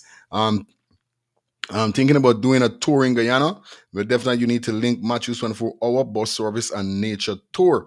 Definitely he specializes in airport special church trip, family outing, local tour, river tour, Kaicho Fall tour, Inturi, Amerindian Village, Suriname, and Brazil tour. Definitely those number for you to contact is 592-639-2663 or 592-673-2348. That's 592-639-2663 or 592-673-2348. Like I said, you could follow him on Facebook at Matthews 24-hour bus service city and nature tour. That's what we're talking about. It's about Sean Samprody presents his big barbecue food and drink goes down on the 31st of October from 12 p.m. to 8 p.m. You know it go already. Okay, so make sure you roll out and get your barbecue. It's only $30. Our road leads to 1353. Sterling Place, Brooklyn, New York. Definitely rolling. We'll be having free candy for the kids. So you could bring all the kids out, so you know it goes already. All right. It's all about the best auto mechanic, and we're talking about A&F General Auto Repair Inc. They're located at 57 toward 1 Cooper Avenue. Definitely Glendale, Queens. And definitely their telephone numbers to contact is 347 844-93 toward the 3. That's 347-844-93 toward the 3. You could contact Feroz on his cell on 347-357-8723. That's 347-357-8723. Guys, make sure you check them out. It's the best auto mechanic. And we're talking about A&F General Auto Repair Inc. Shout out to my boy Tafara and everybody down there at Elias Inc. Management and staff. Guys, Elias Inc. for all your office, school supplies, and so much more. Yes, you guys could definitely link Elias Inc. on these two locations. They're located in Linden, 544 Block 22 Wismart, Linden, and on the west side, Nope. Definitely for those persons that is in Linden, you guys could check them out at 544 Block 22 Wismart, Linden, and their telephone number is 592-681-6550. That's 592-681-6550. If you are on the west side, you guys could check them out at both David Nope, definitely, and their telephone number is 592-674-3980. That's 592-674-3980. Remember the two locations, Linden and on the west side. Guys, like I said, office supplies, school supplies, they got fridge, freezer, fan, AC, TV stand, dresser, wherever you need to get, guys, they got it. Washing machine, gas stove, fridge, Bro, I'm telling you guys, man, Elias Inc. for all your office, school supplies, and more. If you got your kids and you got to get more stuff for them for school, check them out, guys. And like I said, 20% off of anything that you're purchasing down there at Elias Inc. Definitely. But you have to be subscribed to the channel. Okay? Yeah, man, you got to be subscribed to the channel. Virgin girl say, yeah, I know you're not a shit. Anyway, yeah. Yeah, man, like I said, man, Elias Inc., man, you know how it goes already. Yeah, man, it's all about Cater Home Health Care Inc. Definitely let them cater to your loved ones. Trusted home care for peace of mind. They're located at 1422 Veterans Drive Street, Suite 3A, Conyers. And the telephone number to contact is 770-648-7532. You guys could visit them on their website at www.caterhomecare.com. Yes, you know how to go. Shout out to everybody down there at Cater Home Health Care. Definitely on board. You guys know how the ball game go. Okay, guys. Thinking about buying or selling a home or renting an apartment, and you're in Queens, Long Island, Bronx, Staten Island, or Manhattan. Definitely, you guys could definitely check out Citadel Circle Realties. Yes, these guys definitely is the guy for you if you are thinking about buying, selling, or renting an apartment, but you must be in Queens, Long Island, Bronx, Staten Island, or Manhattan. They are located at 1111 Utica Avenue, Brooklyn, New York. And the telephone number to contact is 718-717-8251. That's 718-717-8251. You know it goes already. All right. Big up everybody definitely. Y'all know how the thing go already. Anyway, let me jump into the next segment that we got now. This is this is taking the place by storm. As you guys could see, yeah.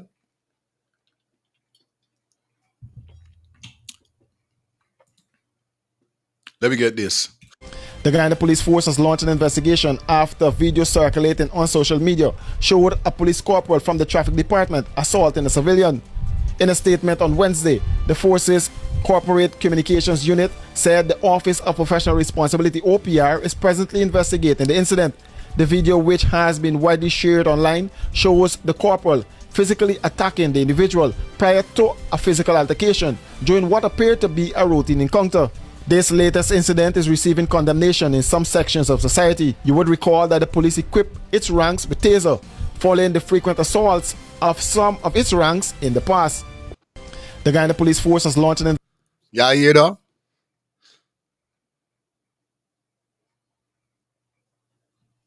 investigation after video circulating on social media showed a police corporal from the traffic department assaulting a civilian. In a statement on Wednesday, the force's Corporate Communications Unit said the Office of Professional Responsibility (OPR) is presently investigating the incident. The video, which has been widely shared online, shows the corporal physically attacking the individual prior to a physical altercation during what appeared to be a routine encounter. This latest incident is receiving condemnation in some sections of society. You would recall that the police equipped its ranks with taser, following the frequent assaults of some of its ranks in the past. So I wanna right when them give these officers them taser. Now wait, right? Now tell me something. This is the ideal thing we're talking about here, so right? Now we do see these kind of chauvinism being occur overseas and in Guyana. The last incident we see with an officer and a civilian, definitely. Oh,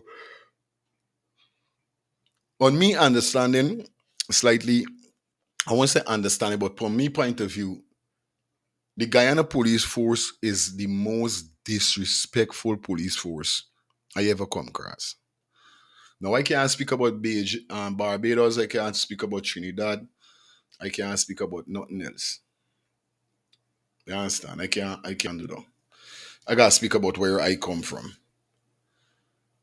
right? And I could tell you, Guyana police force is the most disrespectful police force. Now, I don't feel civilian would ever.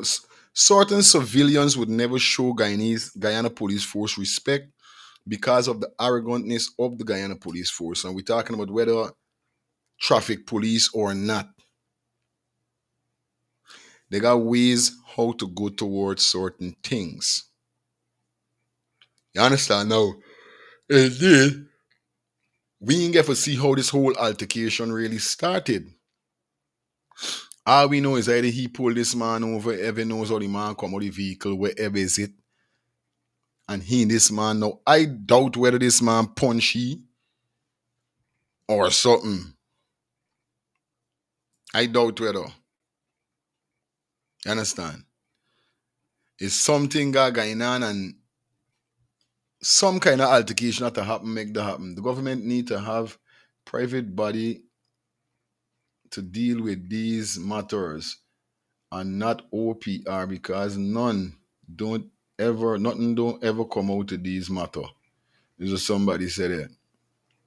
This next person said that's how the police go on in Division 4B, mostly the Soesdijk area. This person said everyone needs to realize that every video of these kind of incident that appear online is in most case the final stage of the incident. It almost never possible to film from the beginning. Therefore, it's never was to prejudge what you see. Always wait and see what led to the action. They could also be intent. The person got. I'm reading from the comments, and the person got a point. Like I said, and we talk about the first video that we showed that we didn't get to see from start, and Daisy messed up thing. Enough time these video them that escalate indeed. We don't know. We don't get no full video because why? Remember how persons is going to be moving. You don't really think right away that oh scrap, big fight gonna start when the police and this man, if a traffic police pull over a vehicle. You're not gonna think. You thinking everything gonna go smooth, but it's until when things start get escalate, then you know well, art is really a fight gonna happen. This is when you really take out your phone. But from the starting, you don't really nobody. Remember, no, we don't know the future. Sometimes a police could pull over a man and everything could go smooth. Sometimes, same time the guy on, I could be on my phone talking to somebody or at the time I did watching something or doing something. So me mind instead direct thinking that oh, okay, a big fight gonna start with these two banners. Either after now, I mind in my own business because not everybody I feel I can put myself in the position because I got times when things happen like that. Indeed, me phone is come out till late because I'm not thinking at that said moment that a fight gonna break out or something and escalate. I thinking everything gonna go smooth. I minding me business. Like I said, I don't think negative. I think positive. Right? It's until when a altercation gonna kick up, then I go oh, scrap something. I got to unlock the phone. Sometimes my phone they in me pocket. I listening something in me ears and I looking somewhere. When I catch me say oh scrap. By the time I do so, this is when the scuffle done start. So by the time I start videoing me catch direct how it start that people could get a pinpoint or no what going on. So indeed, this person got a point with what they're saying when they started. Everybody needs to realize that every video of these kind of incident that appear online is in most case the final stage of the incident. It's almost never possible to film from the beginning. Real talk. Yes, right, man. He's wrong. He is wrong for doing what he's doing. Indeed, he is wrong. You know what I mean? And like I said, we see this enough. That's why I could say to the Guyana police force, to me, is like the most disrespectful police force I ever come across. You is can't talk to these banner. These banner them is feel like they could talk to you anyhow, disrespect you anyhow. And if you talk back in a way to them, they feel like they could slap you, coffee in your head, kick you. Watch the other day when we went showing the video at Starbrook Market. All right. Despite whoever they done got this man in a handcuff, yeah, the man must be retaliating how they must be treating the man. Watch how they watch how the one they're stamping a man inside the head. Imagine a man there on the ground and he's stamping the man in the head. Like, why it have to reach the art of the altercation? You know what I mean? This is why is one know. Dion, what's up? My brethren, The blessings. man wasn't brother. Blessing to your audience. Mm-hmm. Yo, my brother, you see the picture with Martin Lawrence? Mm-hmm. That picture make I laugh, bro. How you think Martin Lawrence turned a police in that picture? Mm. So that is the same thing. You always film when there is action, my brother. And the white man was trying to kill the bees. A bee was thinking, and Martin Lawrence was ducking because of the bee, my brother. And he did the bat and swinging and swinging. And you know, everybody think is the man beating Martin Lawrence, my brother. Mm-hmm. You know, so this was happened. But at the end of the day, my brother, if you stop a person for a violation of a traffic offense, my brother, the first thing you need to do is document what the charges are and so. And if the thing gets out of hand, you back off, my brother. You don't have to be physical with that person. Straight. Understand? You back off, and if the person not you, and there's evidence showing blood or anything, you go and get a medical, my brother, and you could deal with that person differently. But you see, every officer, you see, if was a big, strong man, you believe you want to do that? No, my brother. Real thing. You want to do that, right? So he catch a mook and he start beat the mook. You understand me, brother? Real thing. But at the end of the day, they're not taking past slow information. Past slow information, if they take it, they will understand that they need to have proper SOP. Straight brother. up. One love. Yeah, all time. Then sometime this Indian bunny is could be some kind of PPP person too.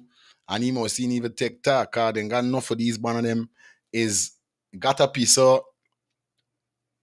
link within the government and to how is a Negro policeman. It could be two-sided, no? It could be two-sided. It could be this individual is act out wrong to the officer, try to disrespect the officer in some kind of way, and that could have happened. You know what I mean? And it could be two-sided. You know what I mean? Real talk. Heal up. Yes, Farah, highly high. Yes, sir. You see, I mentioned the body camera. I am with Verizon. Everybody know Verizon is a popular phone company out here, sir. Last week, Friday, Verizon notified me of the new AI cameras that is recorded from inside and outside of your vehicle. Right? So now I get in that camera now, installing my trucks them now, in and out. So it would be videoing me inside of my cabin.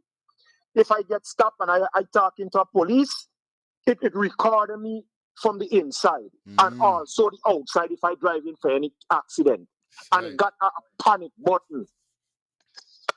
Everybody in Guyana got somebody living in America, right? What onto these iPhone and the technologies and all these different things. Equip your family, man. Equip your family. We got stuff out there so you could send and help your family to avoid these things. Just the fact that them police force in Guyana give these people taser gun is where thing to get them more power now for do as they like now with civilians. Understand? Giving them now more power to exercise their authority over civilians. The government need to get somebody from the American or the Canadian or the English countries to go and do a course on police training in Guyana. Because Guyana police, them don't have training. They need to go back and do educational classes concerning police training, brethren. They need to take them back to the academy, to the police academy, and put them through a full training. Because see over here, so we got amendments rights, you know. My right now is to either my fourth or my fifth amendment. I could plead the fourth or the fifth. I refuse to give you any more information. I refuse myself to any subject or seizures of my car, my possession or whatnot. Guyana ain't got them law and order there with them things. So we need somebody from the States or one of these countries. You cannot do that. I can't tell the policeman right now. I plead on the fifth. I don't even want to talk to you right now. Call the supervisor. He said, call me who? I tell you, man, give me your car key, come out to your car, and if I refuse to do that, it's blows. I telling you, yeah. Ignorance. You understand? Ignorance. I telling you, boy. Can't exercise my fourth or my fifth amendment in Guyana with no police. Just string me up by me nuts, and man, when I reach station, me ain't got no locks left. Yo, but we need police training. Yeah, man. Hickins, if you're listening to this program and you just tune in, because I know all y'all is touts, you know. I call you to your face, Hickins, you're a tout. I know y'all got y'all little people that is listening to these programs in the state because I feel as you big in GT, you know. Yeah, man. Everybody in Guyana know the you know. Yeah, man. You said that was and worse yet, you was a DJ, they know who you are, my brother. Yeah, man. Straight. See, then you right now, we can't go Guyana right now. You know. We got that security. And you know what I mean? You touch Guyana, we have to have security to escort me everywhere we go. Because we know a threat. Because they know we voice and they know we. Yes, right? So right now, brethren, we can't make them move there. We can't go GT right now. Yeah, man, real talk. I'm telling you, my brethren, we can't go GT right now. We cannot go to Guyana right now. Aye. We're listening. Rastafari. Rastafari. Straight to the eye that's saying aye. You know what I mean? Good morning. Real thing, this is why Saturday evening I go home. Me want to get in no problem. Me even want to go to the police, buddy. I don't even want to go to the police. When I go to this one, I don't even want to bump me toe. Yeah, lifestyle. You say? Bang, bang, bang. Yeah, Rastaman, blessings for real, B. The Guyana police force is the worst police force, big man, right now in the world, big man. One of the worst. It's just like as I tell people, when I tell people about Guyana, they say, wait, is that a country in Africa? I said, no, that's a country in the Caribbean. And people just can't believe how they live in, B, as black people. For real. Rastaman, you fully right, brother. Understand, them ain't even better than Belgian police, big man. As you say, right, you could talk for them. And I know about them too, understand? Because I come out of a family that rough. So I've been seeing the police for a long time since I'm a baby. I know what the Guyana police force is like, brother. Man. Understand? The Guyana police force kill more black people more than anything else. It's only now in the new era that the guy for kill 1 or 2 Indians, understand me, that grew up with the black people, understand me, for the last 20, 30 years. Understand? But the Indians that wasn't with black people for the last 40 years, is black people getting killed for the last 40 years, buddy? There's no way the police force can match with the law within the world, with Canada or America, not even Barbados. And I tell you straight, I went in encounter with enough times with the police in Barbados, brother. And I get loose, B. One time police saw me with a big Rambo knife. Understand me? And I had weed on me too, but I had the weed stash that they searched me up like that because I wasn't a threat no more when they take off it. Right. Understand me? And to tell you the honest truth, one of the police them go for slap me behind my head. Understand me? And then I turn and say, wait, my man, you going to hit me? We busy, you hitting me for? I ain't doing nothing. And one of the other sergeant turn and say, yo, what you doing? What you doing? So the police in Barbados is watch the other police them too, you know. Yeah. I ain't saying that they can watch everything. Real understand? talk. But you see, anytime police they're wrong, they don't allow police to do certain things. And I read the station, big man, I read the station sergeant. I mean, he talk. The man look at me in my eyes and say, wait, what you doing in here? The man said, you know, sit down talking to me like this. What college you going? You don't go in colleges yet? What you doing in here? You don't sound like a stupid person. The man said, listen to me. Stop walking the road with these things. Go along out of here, man. Real thing. I'm telling you. Another time I come through a place called Navy Garden in Barbados, B. And whoever Bajan listening here, they gonna know what Navy Garden is bare white people living through there. And the CID man makes and hit me, big man. And them is the men who the shooters. But I was right in. See, man stopped me and the man said, listen, come off your bike. What you doing on the bike? What you on light? What you on this? What on that? The man said, listen, let me tell you something. Don't get back on that. Walk home. And I got weed on me, you know. I got ounce of weed on me. The men in see me as a threat for dig me up and beat me up. And the men just see me correct. The man see me violating, riding a bicycle with no light. And the man said, listen, what you doing? Stop. Get off of that and walk home. And don't let me see you on that anymore. So I went enough counters, and I won't say the rest, but I was enough counters with the police Real in Barbados, and I don't have a record. I just get locked up enough. Other things that I get locked up for too, serious things. But within the week I get locked up and I went court, big man, the case get choked because the judge said, wait, but he ain't got nothing to do with this. Why you all hold he? Understand? He ain't got nothing to do with this, let he go on his way. So I read enough things, so I know what I am saying. Understand? So, and we got a long road for a long road, right? And this is my apology, understand me, to especially Angie. Because I know the last thing she said there, I love you. That's why I'm asking you, because it's affecting you. Angie, I never say these things for it to affect educated people or people with brains, or especially black people that is not living this lifestyle. As Fire say, right? Because he fully understand. When I'm talking to Guyanese, I'm talking to the ones that following PPP. I'm talking to the ones that don't know the knowledge, don't know the history, that didn't come out to make a change. I'm talking to Guyanese for them to come together. And I never expect it to affect people with brains, people with knowledge. As Miss Virgin Girl say, if you know you're not a piece of shit, why is it affecting you? You should understand what I'm saying. And it's clearly, Fire, that a lot of these people didn't been here from the beginning. Because from the beginning, I've been explaining myself. Beginning, understand me? I say that I got business in Guyana. I got 3 business in Guyana that my sister is controlling. I have a sister in Guyana who's a millionaire. Understand? So these things affecting me because why I want to go back to Guyana and live.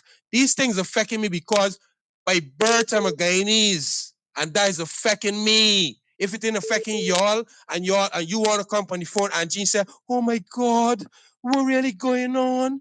These people are not gonna change. And the other woman that's text you there, Fire, wait, you mean for telling me nothing and run right in Guyana?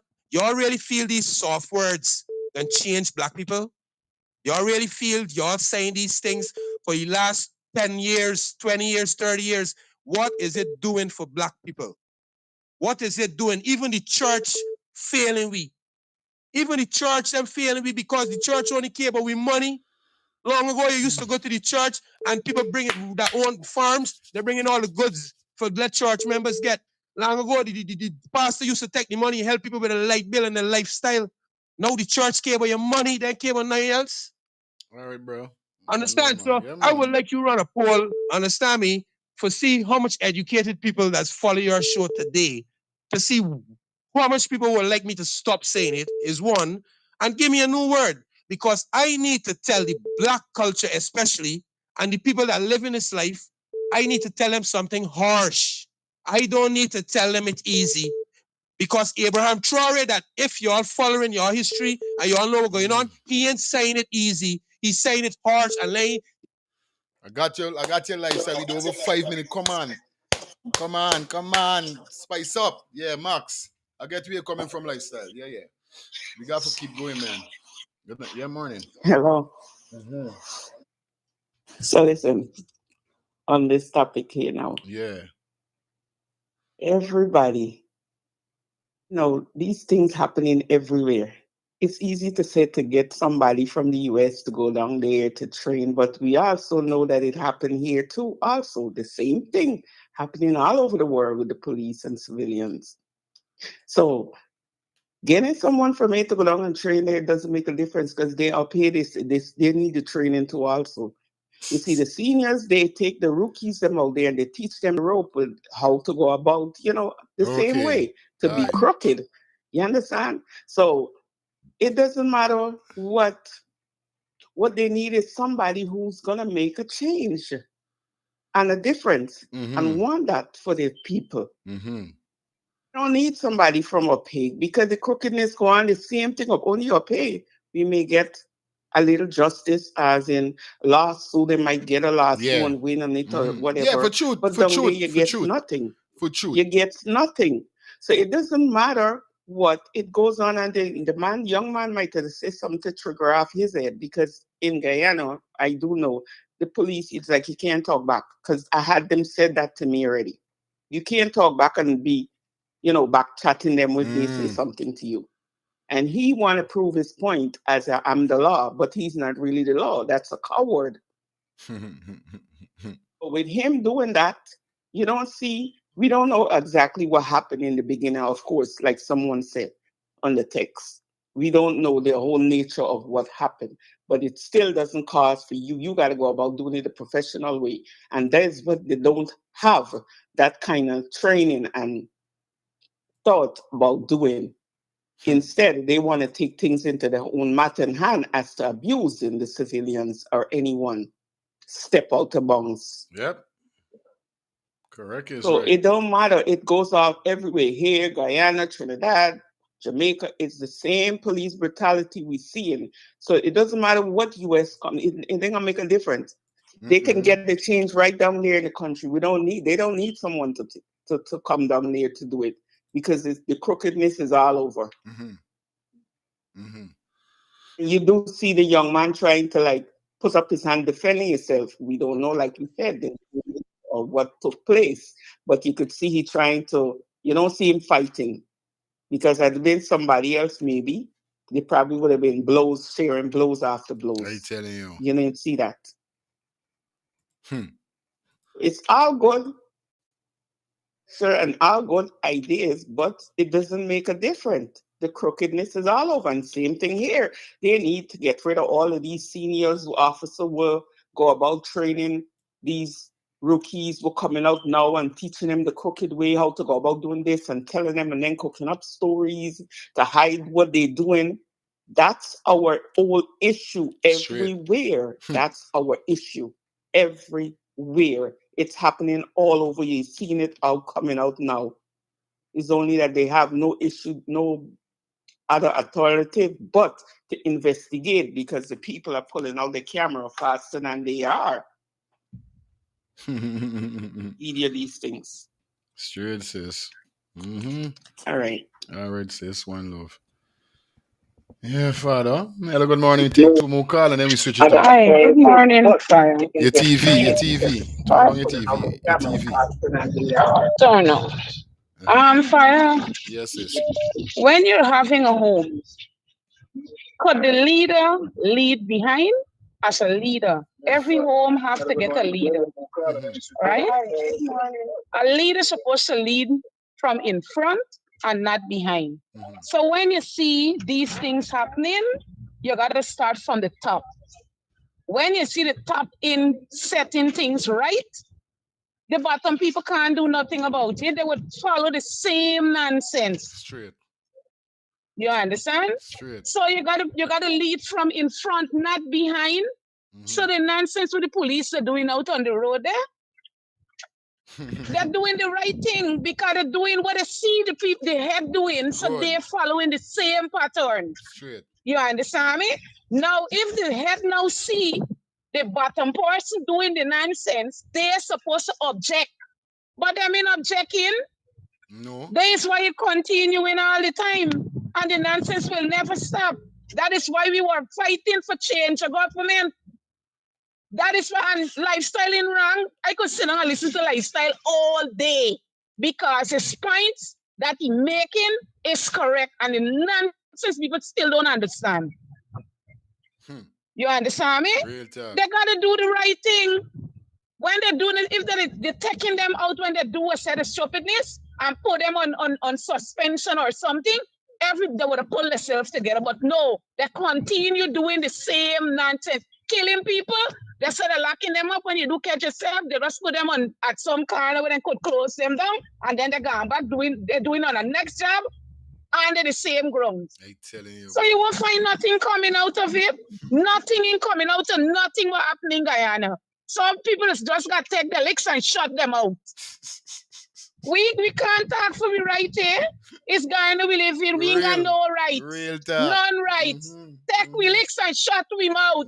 Because we set it like that. But nobody beating me. I gonna fight to the end. Big up I gonna be like coffee. I gonna be like coffee. Real talk. Straight. Have a blessed day. Same to you, my sister. One Nonsense. I tell you, bye. I call back across. I see some people call the phone off like the But shit. nobody beating me. I got fight to the end. Yeah. I gonna be like coffee. I gonna be like coffee. All right, I don't know you're gonna be like Coffee's champ. I don't know what's going on. I get 2 missed call. Just so I could call about these people. Them. All right, Renee. Yeah, take 2 more calls and then definitely we go ahead with the show. What going on, Renee? Hey, how you feeling? What's going on? Bless up. Yes, I. Yeah, I calling about the police in Guyana, right? Yeah, man. Yeah, I saw the video, right? And you know, when I saw the video, I make a comment about it because it's happening too often, right? No police is supposed to put the hand on nobody, right? Because I think if a police hit me too, I knock them back. Understand? Because you know, the thing was bothering me. These police cannot even talk to some of them cannot even talk to their own kids. You understand? Straight. And then you want to come out on the street to brutalize somebody, right? But this thing got to do with leadership, right? As they say, it starts from at the top. Because if when these police brutalize these Guyanese people like this, and the head for the police call them in and say, well, hey, you're wrong, suspension, blah, blah, blah, it would change. Yeah, man. But it don't happen. You understand? It don't happen. Straight. I know it happened in Canada, it don't happen in Guyana. Right? But Guyanese police gonna wake up. I said this is the second time I'm saying it on this show. When the Guyanese people turn back and start murdering them, that's when they're gonna get a change. I tell you. You understand? That's when a change gonna come because you can't do that. Understand? And Guyana Police Force, you could just come out to school, or you don't even have to go to school, and you get a badge. You get a badge and a gun. Right? 6 months you could be a police in Guyana. I know nowhere else this happen. I tell you. In Canada here, you got to go to school for 4 years to be a police officer. You understand? 4 years. I know though. Everything you got to know. In Guyana, 6 months and you're a police officer. Tell me if there's not bullshit. There's enough bullshit for real, girl. Understand? You don't got no knowledge at all. That's why they brutalize the people, because if you got knowledge, you would never behave like that. Here done stuck be police in Guyana police officer. Some of them can't even write a report. Understand? And you being a police officer. Respect. Yeah, man. No, so that is so wrong. So when the people turn back and start murdering them, that's when they're gonna wake up. Cause I see it coming. Respect. Can't do people that. Yes, I. Yeah, Patrick.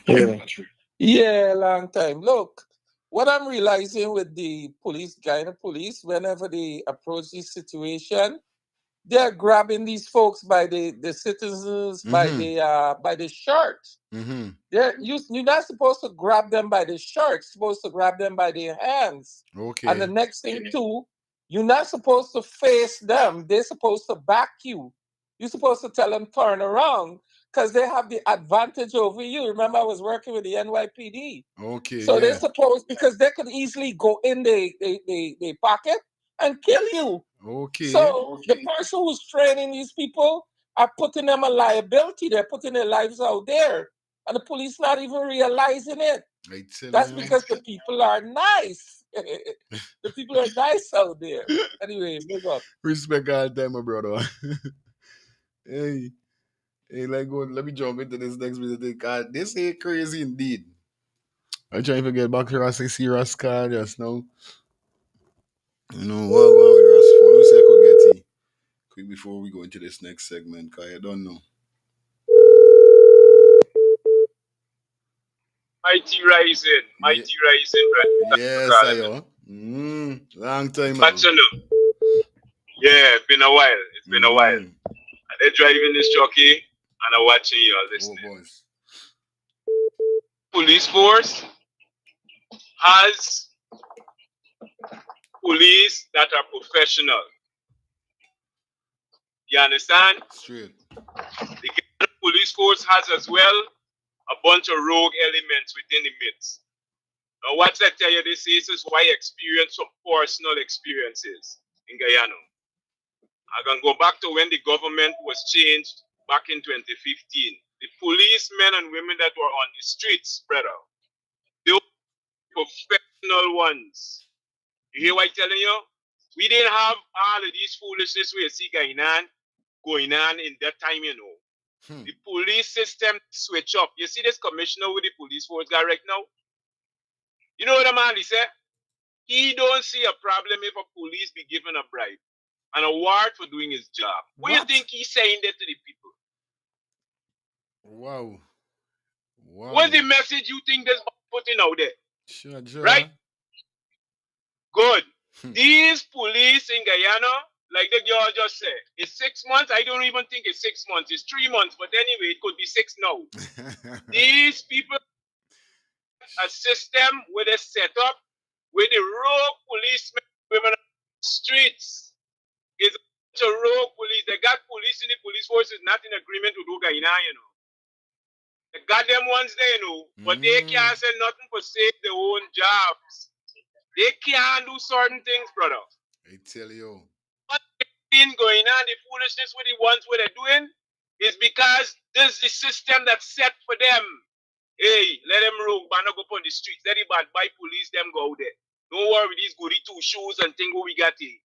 The system is using the police force, arming the police force to cause destruction on the people, brother. Watch. Lifestyle. I dig your style. I dig your style. I dig you. Same way still, I love how you get your energy where you push out there. You got to talk to them harsh. If they put up the pole left, put up the pole and use it. You see me? But you got to talk hard. Black people don't understand roughness, brethren. Black people don't understand calm and cool.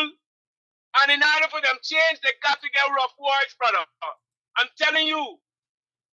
Don't nobody just give them rough words. They're still in changing. Thing in the country, brethren. And they ain't no same way. And they ain't God. And they. Yeah, man.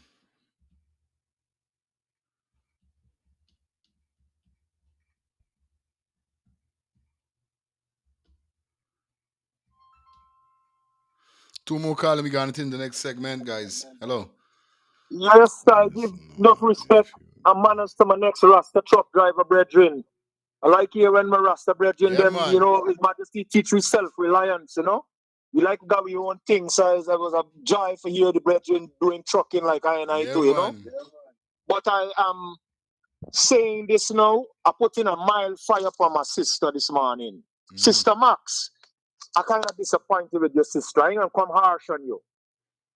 But if Guyana could bring in the charter people to run the election, and we could bring in the FBI to do investigation when there's drastic crimes, why we can't bring in somebody to give our policemen proper training? I find your statement was very disturbing, and it was a frivolous statement in the scenario that you put out here, sister. Because I just listened to you, and I know you just make some very, very, very educated points. But to hear you of all person this morning say that Sister Max, I'm disappointed. So I'm going to go easy with the fire I put in on you this morning, but I have to blaze you. Because, you know, Guyana police need training, they need outside training. It can't be somebody from inside. And I even hear the sister say it comes from the leadership. And the brethren, the Rasta brethren just now said the same thing too. You understand? The commissioner of police is a joke. Kings is a joke. Kings, if you're listening, sir, I'm telling you, you're a joke. Resign your post. You're a joke. Because you got the police force right now the way it is. Because you're taking orders from the Pharaoh. It's a joke. We need outside people to go in together and clean this thing up. If you could bring in other people to come and do working there. Why we can't bring somebody in to come and train our policemen? America's training in the military. They're doing military exercises right now in the jungle. So why we can't get somebody to come in and train the police? So I find that was a very frivolous statement you made, sis. I'm going to leave it there. Give thanks for it. All time. Oh my God. Well, let me kick off the poll. Yeah, I know the thing already. This one means now.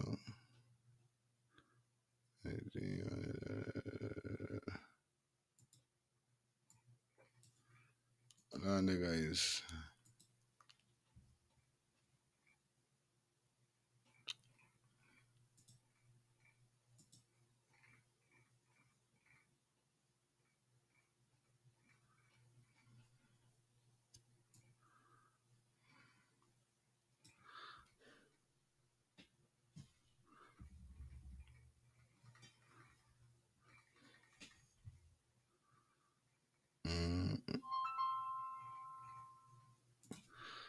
All right, one more call. Should I try to put up this poll? Yo. Yeah, greeting, man. Yes. Respect, man. I'm listening to the show as normal. And just as an input, as a patriotic Guyanese, I would like to have an input. I'm pertaining to what I have heard few persons making comments earlier, but just an input pertaining to the incident that happened with the police force. And we are all educated people. Guyanese people is educated people. They are not fools. So I figure like we understand that this problem exists in the Guyana police force in various different modus operandi in the way they would function.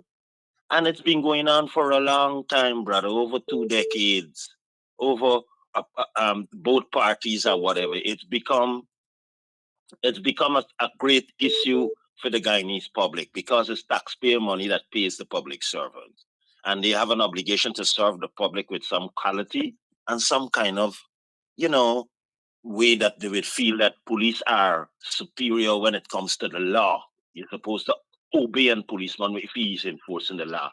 But it is so done that I have to compromise with those police officers because look, fire, you have your child, and I see when there is a program, you set a program for the host too, for the second host. You know why you set that program? You give her the tablet so that she won't interrupt. Or don't like to interrupt when you have your program going on. So let me look at it that bigger educated people that's running an institution. Every day the police have a discrepancy. I'm all lashing a police with a spade. I'm all lashing a police with a wood. Bro, I am sorry for those police, brother. They are people's children. Maybe I have family that is in that police force, but there is not something bigger than a pandemic in Guyana police force, bro. Vaccine can't help it. No medication can't help it. Something has to be done. And unless, let me tell you what the Guyanese police force are open to. They are beating the local brothers and sisters who don't have weapon and who don't have power. But there are a lot of dangerous criminals in Guyana waiting for destroy Guyana police force, bro. Because if we have illegal activity going on and we borders open, we don't need to pay attention so much to the living citizens in the country. We need to pay attention to those illegal people who are there running the neighborhood and got business and doing this and doing that. So the Guyana police force, its modus operandi and how it functions, I think they got a problem there. In America here, you living here, they have police is done emergency. Just as you call for residence emergency, domestic violence, child school thing, reaction. They have to sectionize the police and train them according. But if you lose a police with 2 stripes on his hand and put him on a road, not a traffic police, but he still feel power, he could stop a man. So I'm saying that if he had an instruction from his designated post to function a certain modus operandi, it wouldn't happen. It wouldn't. So the only we go a bit, it be happening for long. We lambasting the police brothers. So hear what I'm saying. our African descent is feeling it, and our African descent policing the officer is going to feel it. It's both sides we feeling it, bro. And whenever these things occur, look, it reflects bad on our people on both sides. It reflects bad on our country. No tourists are coming there for see a big black police beating a soft Pomeranian guy. Which tourists can come there, bro? Straight up. Let me be real. We living in America, bro. You know how effective social media are. Now, next point. When these things happen, we don't see no responsible person from the police force come out and give an emergency statement with effect. But when the police force get a donation or when something great happen, you're seeing these people in front page. Yes, the police force get 200 vehicles. Now you know you're responsible when you gotta collect vehicle. What happened to the modus operandi? Oh, that's a serious problem in Guyana, bro. Why this problem cannot be solved? Because people are looking in the wrong direction. You cannot look at the bottom, bro. The thing is come from the top. The only thing that comes from the bottom is a seed, and you got to plant the good. And when you plant good seeds, you get good flowers and you get good plants. The soil which they are planting in the police force, bro, from the training school, from since the man come out there, they're done polluted. They're done infected. There is nothing they could do, bro. I try to think what has happened when a police graduate, when he take the oath. It's not one police fireman. It's not two police fire. I have friends in the police force and family. Can't go about lambasting them because they work at a desk that have people in front and at the back and at the side. Sight up what you're saying. One person can do. So it's a structure that's real talk. Real talk. Straight up. And me, you know, we walk Guyana before. You're my brethren. Let me tell you something. Before, you could have got a dance and come home with your shot over your shoulder. You can't try them thing now in Guyana, bro. So I'm saying that the protection for the civil society has decreased by actually 70% because the society is in danger for some percentage from the police of itself. Because when you call a police and the company say they're looking for you got any most gold before the which decision or whose statement they're gonna take. You understand what is going on in this thing, bro? Thank you, my brother. Yeah, man. Have a good one, man. You're doing a good job, my buddy, and I appreciate the input because we people going through a lot, and this could help we get a way out of it. Have a great day. One love, my brother. Straight to the eye. Cha-cha.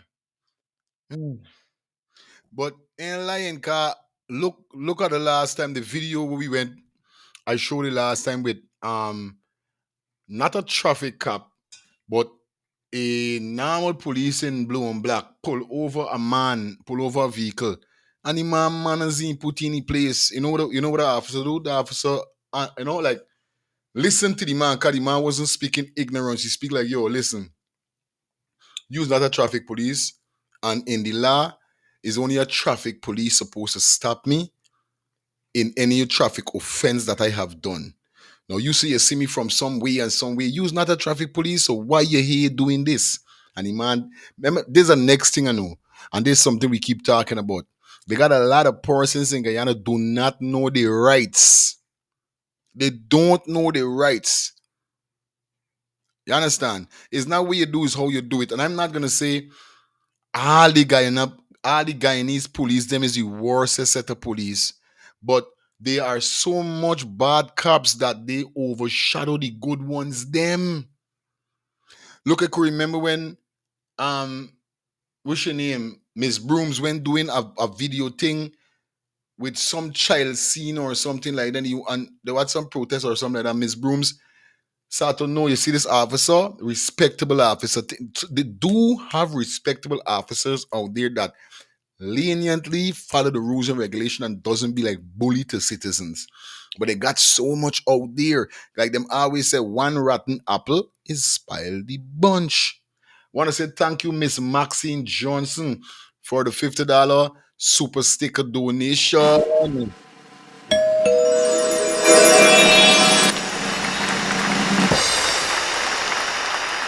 You are the sponsor of the show. You know how the thing go already. So big up to Strictly Tatted. Family, you don't know the thing go already. Located at 1205 Harrogate Street, Jacksonville, North Carolina. Remember to follow them on TikTok and Instagram. Thanks so much to Miss Johnson. You don't know. People, we got the pool up running right now. The poll is finally up, guys. The poll is up. The poll is let's know if you agree with lifestyle about shithead Guyanese. Okay, the first one, yes, we agree with lifestyle. Second one, he need to stop. We don't agree. Lifestyle right now, we don't agree leading. You got a surprise to still see person say they agree with you. Shit, by what is thing? Wait, Lando. 40% say, oh yes, they agree. 60% say no, they don't agree. What is this a serious piece of challenge going on here, Sabai? Whoa. Miss Johnson, thanks again. Execution. Where can I see the video of the police abusing the driver? It's on my Facebook page. On my personal page, that's Leon Watson. Let's type in LeonWatson. That's my personal page. I got it up on that. Or you could check out Big Smith News, iNews. Check out any one of the news outlets. They got it up and running. Anyway, let's go pay some bills. And when we get back with you guys, you don't know it's time for we to turn up the volume a little more. All right? So nobody don't move. Nobody don't go nowhere. We soon be back.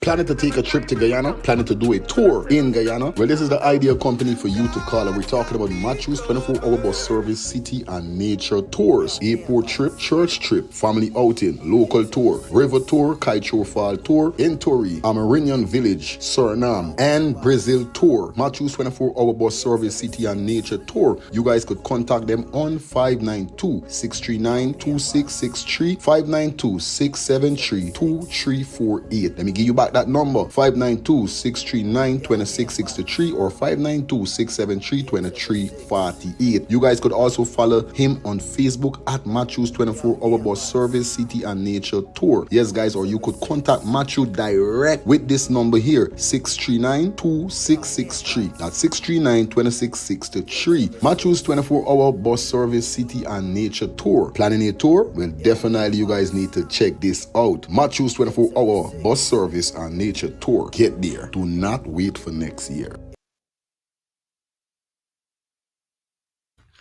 Definitely, that's what we're talking about. You guys know the vibe. You know how we're doing it wrong here. So do remember this Saturday. Yes, this Saturday. If you're in Atlanta, Georgia, and you don't not have nothing to do, you understand?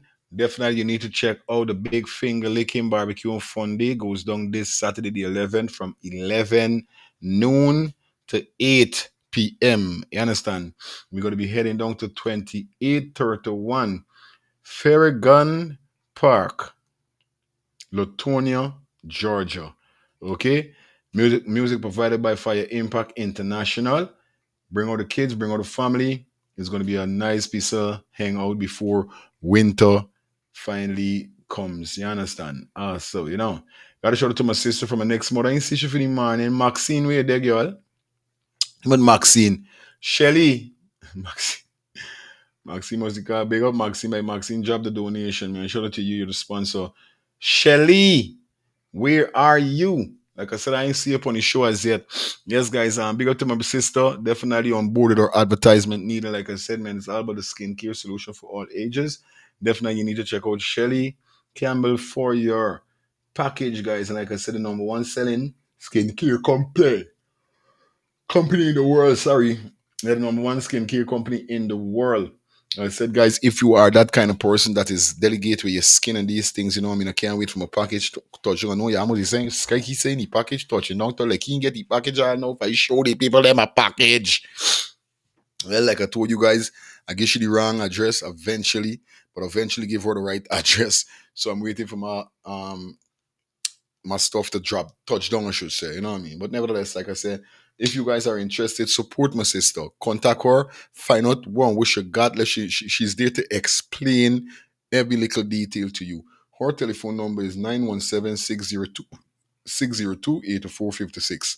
That's 917-602-8456. And you could follow her on Instagram at MK_Shelly3. That's MK_Shelly3. You understand? All right. Good. The Ross again and don't know about it. What's showing she doing? Yeah. Let me jump into this now. We reach to the part with a big interview between Mr. Critics and the man called Narmon Brown. Now, this is an interview that got me laughing. But guys, like I said, do remember we got the poll up and running.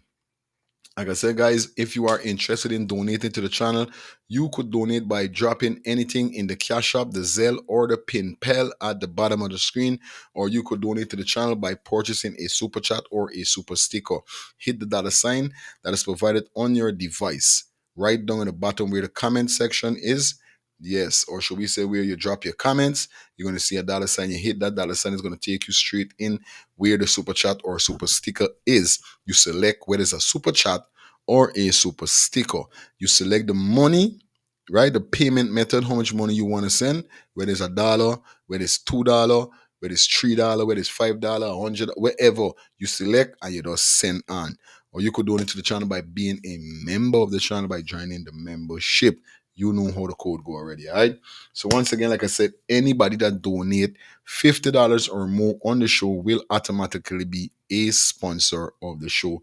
Miss Maxine Johnson already have ads running on this show, so definitely she is the sponsor of the show this morning. All right, guys? All right. Y'all go overstand. One guy, you know, got one good news because bunks. Bonus news. One capability order and one corrupt jump up and down. All I know it's this person there. This person brought a serious fire. Anyway, let me jump into this interview now, guys. You don't know it go already. 3 hours, we done there in 2 hours, 20 minutes into the show. All right, Mr. Norman Brown and Critics Haste is really ball game there because of shots fired. So let me get this here, guys. Let's get this. Circuit. Mikhail Rodriguez, also known as Guyanese Critic, joins me to talk about the indictment of the Mohammeds, among other issues. We will not keep our viewers waiting, and so I will move straight into the program and welcome my guest, Guyanese Critic. Guyanese Critic, welcome to Voice of the Diaspora. It's your first time here. Thanks for the invite and thanks for the opportunity, Norman. And you're welcome. It's a pleasure indeed having you on. I normally always ask, though you need no introduction, I normally ask my guests when they're on for the first time to give a brief outline of who they are. I know all of Guyana knows you, but it's a procedure. His critics' face is what got me by. I tell your critics, you could see critics say, yo, why I really come on this show by? Why did I accept an invitation on this show? But I can deal with it. His critics' face what got me here by. Yes, I tell you, this interview is the interview of the year.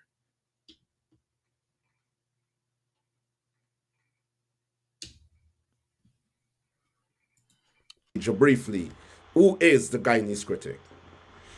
Well, Norman, as you said, it's not really a need, but I would love the opportunity. I always love the opportunity of suggesting or telling people I am firstly a son of the soil, a high school dropout who have become an entrepreneur, one of the leading journalists in this country, social activist, undisputably the most controversial. He's one of the most leading. Wait, man. Who have become an entrepreneur, one of the leading journalists in this. He's one of the leading journalists. So why nobody don't go to you when, like, hope them is go to Travis Chase and these things? How you the leading journalist? It didn't really say self-praise is a hell of a thing, by. This country, social activists, undisputably the most controversial as it relates to media in Guyana. And only recently have been afforded the opportunity, due to the unstable political circumstances surrounding opposition parties in Guyana, I've been afforded the opportunity of being opposition select, not elected, selected. Thank you so much for that introduction. I think my viewers would have heard it directly from you. Of course, you are no stranger to the Guyanese people and highly controversial. You're very outspoken, and at many times, I think that people are drawn to you out of curiosity because you keep a sort of fire burning in the social media circuit. Like myself, who's controversial, many people may not like us, but you have to do what you've got to do. I have said to many people who did not want to see you on this program, I've said to them that this program is open to everyone and that I remain an interviewer and a journalist that will accommodate anyone once they are prepared to discuss the issues and to discuss what Guyana needs for its development and for its future. And so once again, I welcome you for the first time on this program. Let's go straight into the program. You have been very close friends with Azruddin Mohamed, who is... Formally. Yes, I said you have been very close friends with him. And Renee said, what else? I'm here watching school critics went to be a leader journalist. We went to be the lead. This is why he said he's a leading journalist in Guyana. What can I never hear though? That he's a leading journalist. Wow. The Self-praise is a heck of a thing. relationship would have gone sour. Asruddin Mohammed is in serious trouble, so to speak, when it comes to the U.S. authorities. Counts of indictment recently handed down, tax evasion accusation, allegations of tax evasion, and you have been behind outlining those issues and those charges and speaking to the public about it. And so I wanted to ask you, for the sake of the viewers, what caused your relationship to break and why are you today being vehemently out there criticizing and exposing Azruddin Mohammed? Firstly, Norman, I must say, again, thank you for the opportunity. And I'm surprised at your question. Surprised that I'm asked that question, given the fact that you're one of the persons that played an integral role in bringing Azzuddin Mohammed to prominence in politics while destroying the PNC. You played a prominent role in that. Now, that being said, I sit here with you with a document in my hand. This is indictment from one of the southern Florida U.S. courts. And this is one of the things that I've been preaching about that have come to pass. Now, I was very close friends with Azzuddin Mohammed, and I was totally unaware that himself and father were heads of a criminal empire. I did not know. I did not. Well, this is the party, so why we're gonna get spicy. When he man ask you, what really make you fall out? What really make the two of them fall out? He not seen the question direct as yet, you know. Well on. Sign up for that. I had no interest in participating with that. I went on to cut ties with the Mohammeds and then went on to warn Guyanese people every day over the last 2 years about who the Mohammeds are. So I don't know why a question is, well, why it's sour? Because now it has reached the stage. It's not we just get wrong. I've been talking about the Mohammeds and who they are for the last 2 years. Now, this indictment has proven that what I've been saying and telling Guyanese are facts. But we will get to that. But the question is, why did you fall out? Why did the relationship end? The Americans reached out to me and started investigating me. And when I was asked about drug smuggling and murders and gold smuggling, I realized that is not a part of anything that I was willing to be a part of. And I severed all ties with the Mohammed. I feel like there's a lie. I feel this true because listen what I tell you now, right? In this interview, he said how he Mohammed eat out of the same bowl. He Mohammed eat out of the same plate. He Mohammed spend hours together, maybe for weeks, fishing, hunting, ting. Now the US pull you over and say, we're going on by. These man ting, or whatever we want here. You trying to tell me you and Mohammed so good. You just get up just to try and say, bye me, then the bye now. Now, I mean, believe the man. If me and any brethren or friend is good, and I get pulled in by the police, and the police say, hey, but you like me with them, man, but I think you doing drugstore thing, you know, I be like, we're talking about it. But when I done, I gonna link me dogs them back and say, yo, the police them pull me over. And then man talking that they in some drug thing with y'all, which I know to myself that y'all ain't doing no drug. Let me just put it like that. I know to myself is, cause he say he been fetching money with them, fetching gold with them, but he didn't know what he was doing when he was fetching these things. Critics, who you take people for? Now, this is why he's saying, if the feds them tell you though, you just get up just to try and walk out to these people like when you and these people them so tight. I don't believe though. I do not believe that. This is why I feel a strong feeling that the PPP got something to do with this indictment scene against Mohammed allegedly. I feel like that. This is why I was feeling. Because for you get up just to try and say you just because the feds them check you, you just and you went fetch. I would have reached you and said, buddy, how y'all got me? What really going on? I been fetching gold with y'all, money and all this thing. Y'all doing this kind of thing. And if Mohammed say you're going on thing, I mean believe nothing. I do not believe.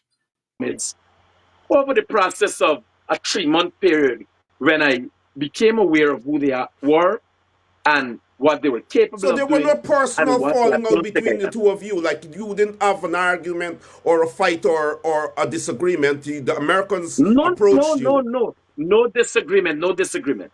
I was held by U.S. authorities and questioned. I was questioned by U.S. authorities. Okay. In relation to the Mohammeds, in relation to my dealings with the Mohammeds, in relation to business dealings. You got to remember, I'm an upcoming, if not one of the fastest up and coming entrepreneurs, running media enterprises, large construction companies, and all these things. I can't be a part of that.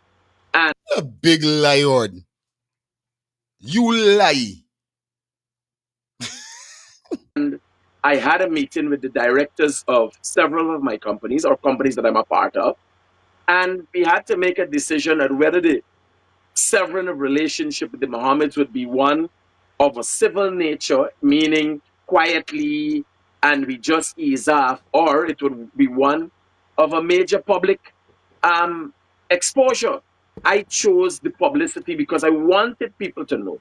When I realized and found out that I was associated with the Mohammeds, who were running a criminal enterprise for as long as I have been born. You know, sometimes I can use lifestyle term here. So anybody will sit down and believe this man sometimes is real SHITHEAD or HEAD head. Real thing. Anybody will sit down and he been linked with Mohammeds that have a Mohammed enterprise that been carrying whatever criminal entity as long as he has been born. And nobody tell he before he go link up with Mohammeds them. That yo, these one of them is do drugs, these one of them is do smuggling, these one of them is do these things. Nobody tell he from since he born. Critics look like he there in his 50s. Critics is a big man. So we talking about if Mohamed father. So nobody tell you that, oh, yo, these people them dangerous. It's still when the police them, the feds them check you, ask you questions, then you get up a day and say, bye, I didn't even know. Bye. Yo, you got to be real head for believe he. I can use lifestyle term for do. Got to be a for do. Cause me understand what's going on there. The father has been running a criminal enterprise. Allegedly. Now, when I realized, for the sake of the program, allegedly. But what critics feel? Go ahead. Okay. Yeah.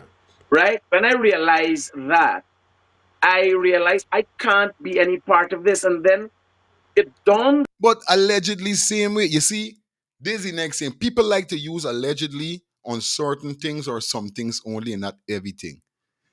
Now, he could boldly say, yes, Mohamed father running a waiver, and he ain't got to say allege. But because the man say allegedly, he make up his face and the man have to say, for my showcase, allegedly. Then he said, okay. Upon me how serious was the nature of what I was a part of. If I'm a part of it or consider myself to be anybody with any bit of intellect, any bit of understanding, and be a part close to these people and not know what they do for 4 years, I realized I was For 4 years. You believe that? grossly deceived.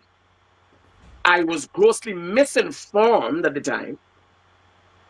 And I was out of my depth in associating with these people because I don't. You imagine, Norman, you know a man for 4 years, and you realize the man running a massive criminal enterprise. But means man in the same plate. There's no way that we didn't spend weekends at least 8 hours per day for 3 days. Whether we hunting, we racing. There are periods of time where we spend from 6 in the morning to 12 in the night, go and sleep and come back, and did that for 3-4 weeks. Telling you, bag. Come on, guys, quick and fast. 2 minutes, minute and a half. No long time. Go there, my sister. Yeah, my sister. Blessings. Not one good night. Blessings. You're sleeping raw.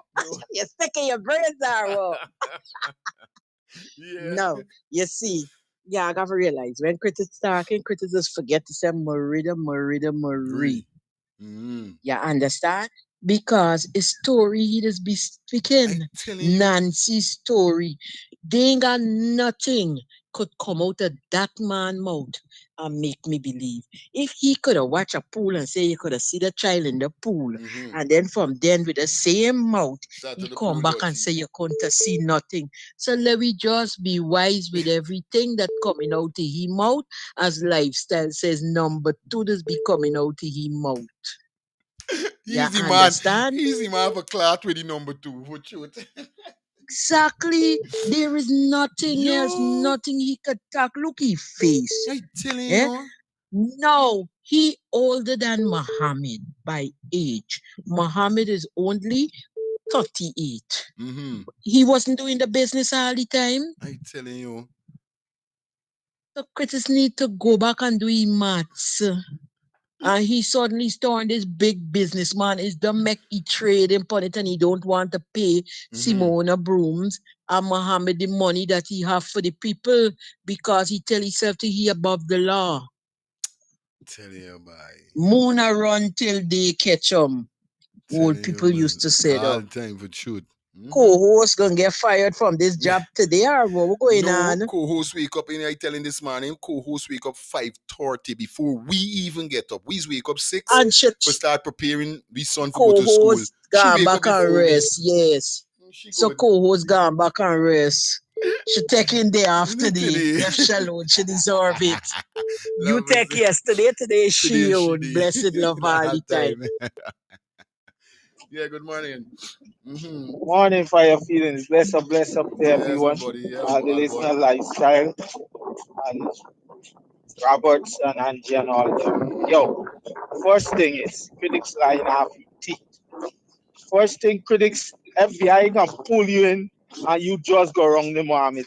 Critics wasn't with the Mohammed during the time of Granger, you know. Okay. Critics went with the Mohammed them during the time of that contest vote to get out Granger out of power. Okay. That's when Critics went with the PNPPP party.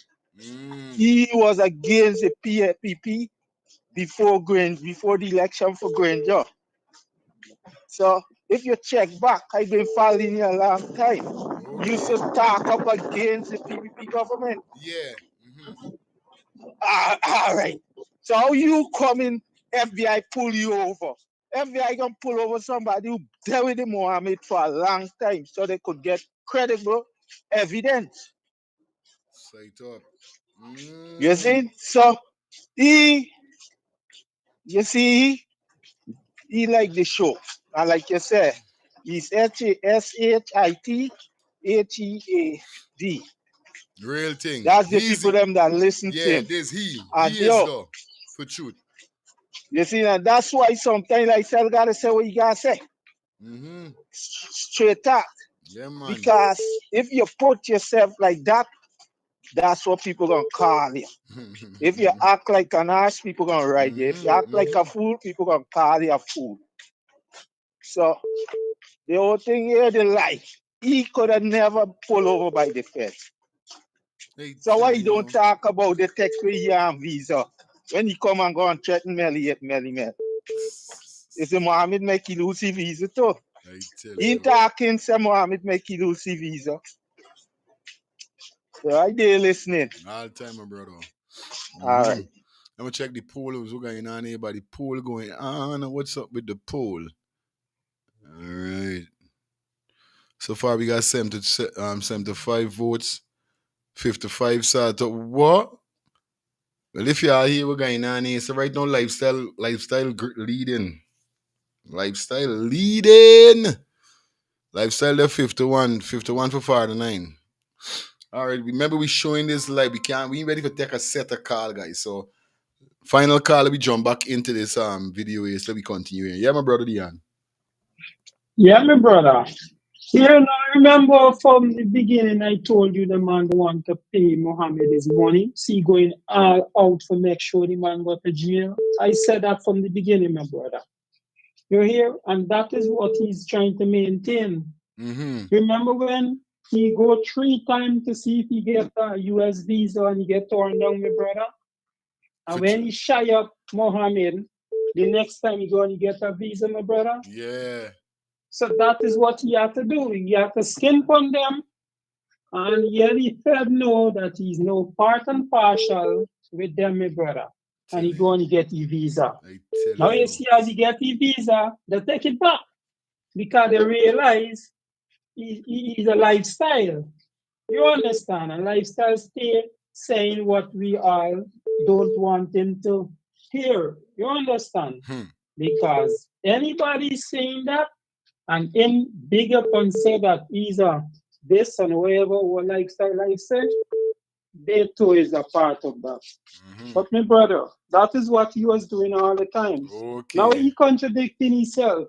All he don't know before he bind, and then he bind, some big man, and yet he still ain't know, my brother. That makes sense. This is what he's saying. That make no it makes sense. my brother. I telling you. Full chauvinist or scrap. Sorry that Diana thought he finish. Oh shucks. You understand? This is what he's saying. How you mean you ain't know? How you mean you know? You know what you getting into? So if you a man was against the PPP, but then suddenly there with the PPP, yo, Diane, big up. This is crazy. And I was totally unaware about this. I was part and parcel, flying in helicopter, fetching money, fetching gold. Part and parcel, not knowing what I was a part of. Lie. Because it's Mohammed and so you gonna fetching gold and all these things and you're not gonna find out what's going on? You gonna just believe anything with Mohammed price. Man selling gold. I know this my partner is selling gold. You understand? I calculate this is legit business demanding. I help him fetching money, I help him fetching gold. Never participate in the proceeds. Any way, shape, or form. Only to learn that. how do you continue with a friendship? Because I genuinely thought it was a friendship. And what I telling you. Yes, I. All right. I beg to differ. A reason, you know, as an attorney. The truth, lie is in the truth. Mm-hmm. Hear what I say now. If you all listen to critics and understand critics, critics have to separate himself from the Mohammeds. Mm-hmm. Number one, he's a loyalist to Jagdeo. Number two, the uprising entrepreneur. You understand? I'm not saying the word right. Excuse me, people. Mm-hmm. Okay? You hear the man say, listen to him say, I'm talking to you from an attorney point of view. Check this. The man business has grown. He's a media person and he got contracts. Those person that give him those contracts is the big man in the country. We all know who that big man is. He's a loyalist to that man, right? And being that he was affiliated with the Mohammeds, when he came to the States, they draw in. That's what the FBI doing, you know. Yeah. Let me tell you, the FBI has been watching all the big players in Guyana from the banner from the banner there rename days. Raja Khan time, my brethren. You understand what I'm telling you? So they're watching all the big players. Here we say, used to daddy man house 12 hours a day, eat out to the man plate and all that. They're questioning him. Okay? You have to separate yourself. If I drive in my truck and you in my truck and I got thing in my truck and I get stopped, you're an accomplice. Mm-hmm. You're part of, whether you know or not. I could be your friend, you know, and I could come to your house and I don't know what you involved in years before I know you. Caught up in the sweet. I caught up in the enjoyment. I caught up in the free money and the lifestyle. Yes, I? So me sharp, me checking for what you used to do, me that time with that. I live in the moment. So he was living that moment. Listen to the man. He said he was advised by directors. All we know, he ain't got no directors. He's running your own business. He's the man in charge of all the business. He was advised by his attorneys to separate himself from the affiliate that he is involved with. And that was the Mohammeds. Okay? So listen to the man. I beg to differ. Listen to the man making sense. Yeah. In order to keep these contracts and these business going, I have to be loyal to the man who giving me these things. Yeah, we understand. Right now, he's untouchable in Guyana. Nobody can touch you in Guyana. Nobody can do him nothing. He could go anywhere. He go in the police station within 2 hours of Lucy. Jack, be your boy. We know that. Don't take it simple. He's very brilliant. Yeah, don't take it simple. You know what we're doing. There's me thing. And next thing quick I want to say, it is not strange that President Ali didn't call the 13th Congress. You understand? In Parliament, because they already know. I beg you a little time because normally I don't run over me time, but I need to make this point. It's very important. The Guyana prosecutors under Jagdeo was the one that went to the U.S. grand jury in Florida with the evidence that they got from Jagdeo against the Mohammeds. That's why they were indicted. The U.S. didn't just come into Guyana and just indict this man like that, even though they're watching them from such long time. Now, for example, now, nobody didn't hear about the 3.5 million US dollars in gold what was seized from the Mohammeds. Nobody didn't know about that. Jagdeo them keep that under wrap. Nobody didn't know about that. You understand? So the grounds for the Mohammed right now, the family them now, is to go ahead and fight the extradition charge. You understand? Fight it, because normally when the starting extradition charges and thing against a person, you have a certain amount of days to appeal. They got I think in Guyana, under the Guyana Constitution, I think you have 15 days. I could be wrong, I'm not sure. But the indictment was supposed to be a sealed indictment, and not an open indictment to the public. It was supposed to be sealed because it's government to government. You understand what I'm saying? So this is grounds for the Mohammeds to go through all the legal procedures and do all the legal ways for them. Before the US could even start to indict them, they got to go through a legal process, which is Guyana court. And if the Mohammeds lose in the Guyana court, they go to the CCJ. You understand? Which means this thing got far to go. They ain't getting the Mohammed out of their stuff. Trinidad had a similar case to this where one of the senators in Trinidad was indicted and America wanted to extradite. I think his name was Jack Warmer, I ain't sure. And then the man fight them and win. The man fight them and win them. It was supposed to be a seal indictment when nobody even know about. That is not a coincidence. Congress and Parliament in Carlier. This thing big, far right. So this man, Guyanese critics, well informed, because he got all the information on the Mohammeds through Jack them. All right, I give thanks to the Linux for time and I'm leaving it at that. Respect. Final call, we go back into the video. Hi. Yeah, Mr. Fire Feelings, what's up, brother? How's everything? Everything cool, brother? Yeah, about this too, about the video there with critics, like critics will hide something from this man. Because the whole story he mixed up because he didn't know from when he banned, from when he started working with the Mohammed and so. I tell you. Everything. No joke. Let me jump back into the video, man. Y'all don't know. Final call. Hey, morning. Yes, sir. Hello. I bet before. Let me go back into the video. What happened after that was a big spill out, attacks on me, attempts to shut me up through the courts, which their injunctions against me saying certain things aren't today about the Mohammeds. And look at it. The Mohammeds are now known publicly to be some of the biggest criminals in the world. You don't end up on the OFAC sanction list just like that. Look at what you have been singing all the time, Norman. You have been singing about the PPP, what the PPP has done, what the PPP continues to do, and yet there's one body who associated, one body, the government, the PPP government has never been sanctioned, and that's because of their association with the Mohammeds. Then you Good afternoon. Quick and fast. Yes. That's fire. What's up? Yes, Uncle. There you go. Yeah, here what happened. That case where you see they're talking about Mohammed with empty box coming back with steel and so on. I can tell you something. When I was a police in the end of the 1970s in Springland, you had a man named Mohammed at the time where contraband used to go on. And this man had one custom receipt alone, and he passed it with truckload every weekend going down to Jackson and sell every time they holy, and they got to court that they charge he, but the man still holding an company receipt with the truckload. He got sell the truckload and he go come back again and go in the next truckload, the same old receipt.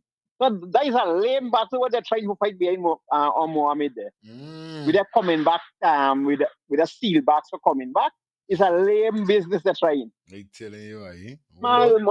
Mohammed go get some liar. Mohammed don't get half of the stupidness. No matter which country they go at, because them get them evidence too lame. They're claiming that he come back with the boxes as yet, but you got to catch the boxes. You understand? Yes, Uncle. They ain't get no. I need liar to get off the Bible. I ain't get no fear free. Aye. I ain't get no fear free. It's just that Bharat and them must find something else to do and left it down by alone. You know what I mean? Everything. Thank you. All right, good. All right, Later. Good. Yeah, man. Yeah. You can see how dangerous these people are. I just your supporters and followers, your base don't get it. Well, I don't think my base are uneducated or unintelligent. I think no, I'm not saying they're unintelligent. I said they don't get it.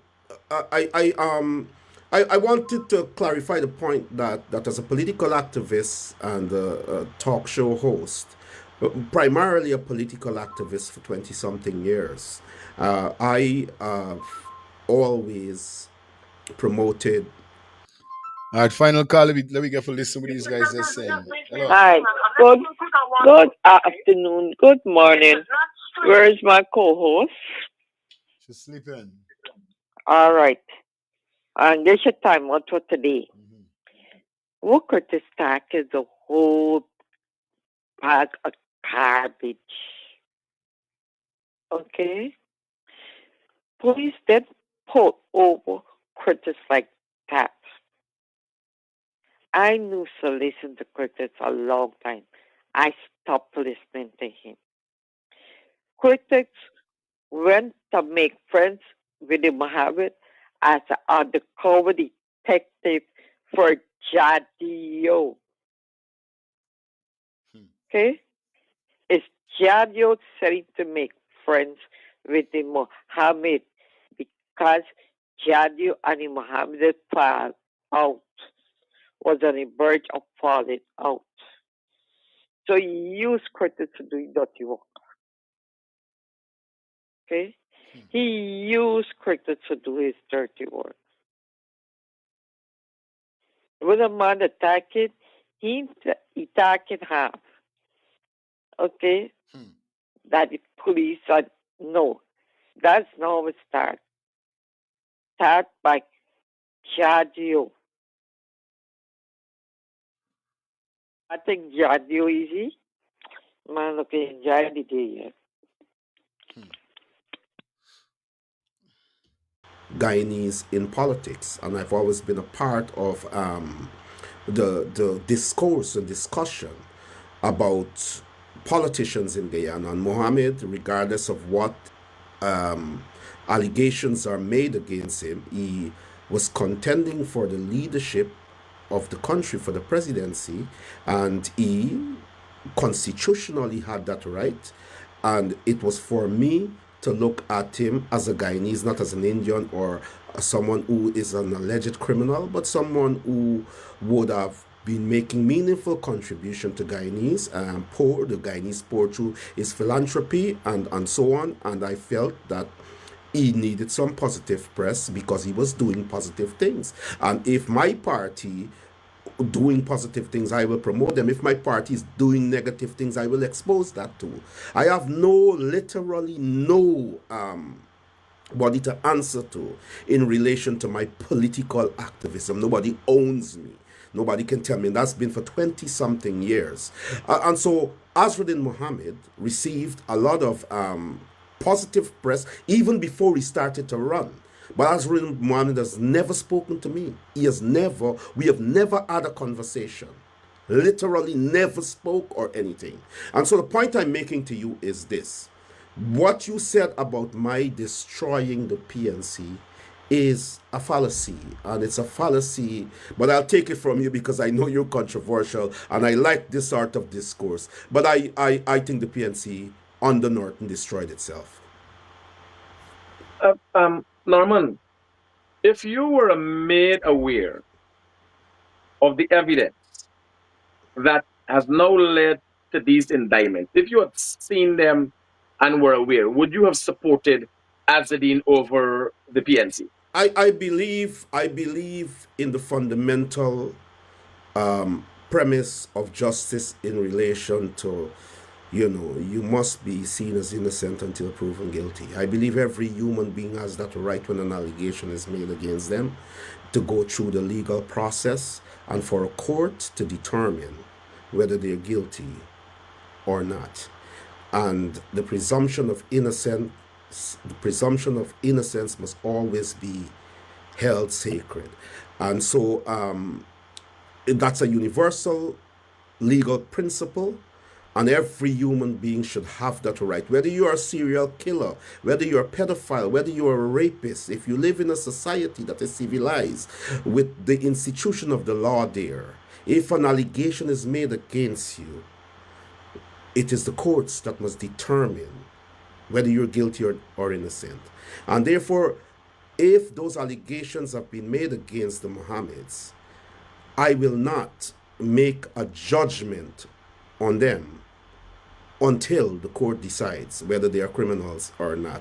And I want to make that point pellucid clear. I would do that also for you, or for Bara Jagdeo, or for Irfan Ali, or anybody. I want you to understand that.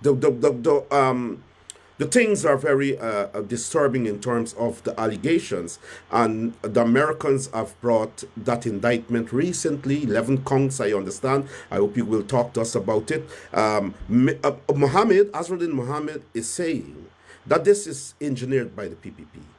He's saying it's engineered. And you will recall that before the elections, Bara Jagdeo would have said, and you yourself said to me, that we will wait until the elections, after the elections, for Mohammed to be indicted and extradited. That was said before the elections. And therefore, when Azruddin Mohammed is saying that there is a conspiracy by the government, that the government is engineering this thing, that the government is spending hundreds of thousands. I know critics saying like the we hearing. We hearing. Of US dollars, the taxpayers' money, you understand, to pay lobbyists, to smear his name, you understand, to engineer, to agitate for what has happened today, because he has become the opposition leader elect, and because he has done well at the polls. He's also saying, and I want you to respond to this, he's also saying that the 13th Parliament is being stalled because the PPP do not want to see him there. They do not want real opposition. And so this has become a political issue. We cannot take away the fact that the electorate spoke. The electorate spoke, and they spoke clearly. And whether we like it or not, he is the opposition leader elect. If the Americans is able to extradite him, if the Guyana government decides to extradite him, that's another discussion. But I want us to talk about that, and I hope I've made that clear. But I want you to explain the veracity of these allegations and so on. Norman, before we get into that, I would love to go into that. I want to clear up two things. And I can't be a part of a program that doesn't bring clarity, because I make sure I go into great lengths to bring clarity. Go ahead. I don't know if you're reading from a script or you're listening to yourself. And you've spoken about letting justice be served, while even for me or Barjagio, while no charges have ever been brought up against Barjagio, but you have levied a tax against Barjaglo, some of a very frivolous nature. No, I did not say that. None I was just using been, anybody's name. I'm not saying that, just sorry, on a point of correction, I'm not saying that Jaglo committed any crime. I'm just saying that anybody, regards if you're a public figure, if you're... No, I ain't saying that. I'm saying good. You are known to attack Jaglo. You are known to attack Jaglo. But you've never been charged anything. This is charges. This is indictment.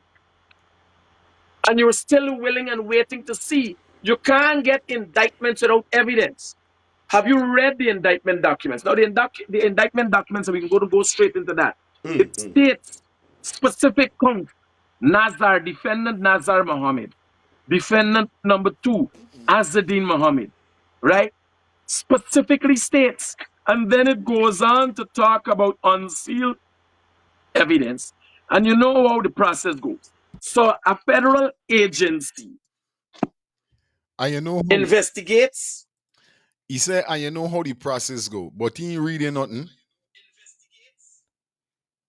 Why you ain't reading and you know how the thing go? And they read something now? Brings together its evidence, then it seals that evidence, at which time it speaks to the defendants. Look, they want to make a plea bargain, and we got 90 days. After 90 days, before a grand jury, that evidence is unsealed. I mightn't have it down to the narrowest of the specifics, but this is how it goes for the layman terms, because I don't think this is a law course we're doing here. So you carry the evidence to the grand jury. A number of individuals who look at the evidence and suggest that this is enough evidence to see charges being brought against an individual. The name individuals: defendant number 1, Nazar Mohamed; defendant number 2, Azadin Mohamed. It's cited here as general allegations. No, that's not the person who trying you. This is just a number of individuals looking at the evidence and suggesting that it warrants this individual or these individuals standing before a U.S. court to answer for these illegalities that they would have participated in, U.S. laws that they would have broken. This clear as day. It's not very hard to understand. It has here on page 9. So you go to the court, the grand jury. You go to the grand jury, you present the evidence, they say, this here, an indictment is produced, signed by what one individual found as strange. 4 signatures. 4 signatures. Normally it's one signature. Big people in the US. 4 signatures. One body identified the level of importance. Because one person could have signed here. 4 people signed on this indictment. Well, so what is the point you're making? Because I want to say this. I want to say this before you continue. The point is, go ahead. The evidence has been culminated. An investigation was carried out since 2017 in relation to these specific indictments, where it is said in these indictments, Mohamed with the Guyana Revenue Authority, with the Guyana Gold Board. At the time, the Guyana Gold Board was headed by G.H.K. Lal, an individual who was a staunch critic of the government. And one would ask, why? This investigation started after the Mohammeds had a meeting with Trotman, who was the natural resource minister at the time in 2017.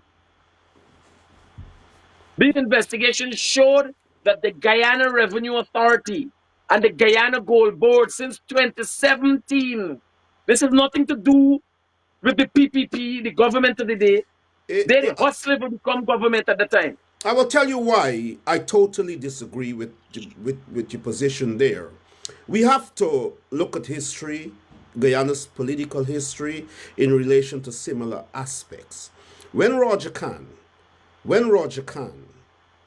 under Barry Jagdio's leadership, when Roger Khan was indicted in the U.S. court and the U.S. requested his extradition, Barry Jagdio did not acquiesce to that request. Had nothing to do with Barry Jagdio. Allow me to finish. Norman. Listen, I can't sit here. But I know you are a staunch defender of Barry. Allow me to finish. Ignorance here. Allow me to finish. The government has nothing to do with extradition. Barry Dataram, a man named Barry Dataram. The Americans, he was a regular low-life drug dealer. And the U.S. could not have get him just because he understood the courts. Now the system has changed. Nothing with Roger Khan. The United States has are there moves to extradite Azruddin Mohamed and his father? And I'm asking you that directly. The reason for a process like this being highlighted after indictments, sometime after, maybe immediately, maybe it is in process already. But extradition requests will be made. It hasn't been made yet.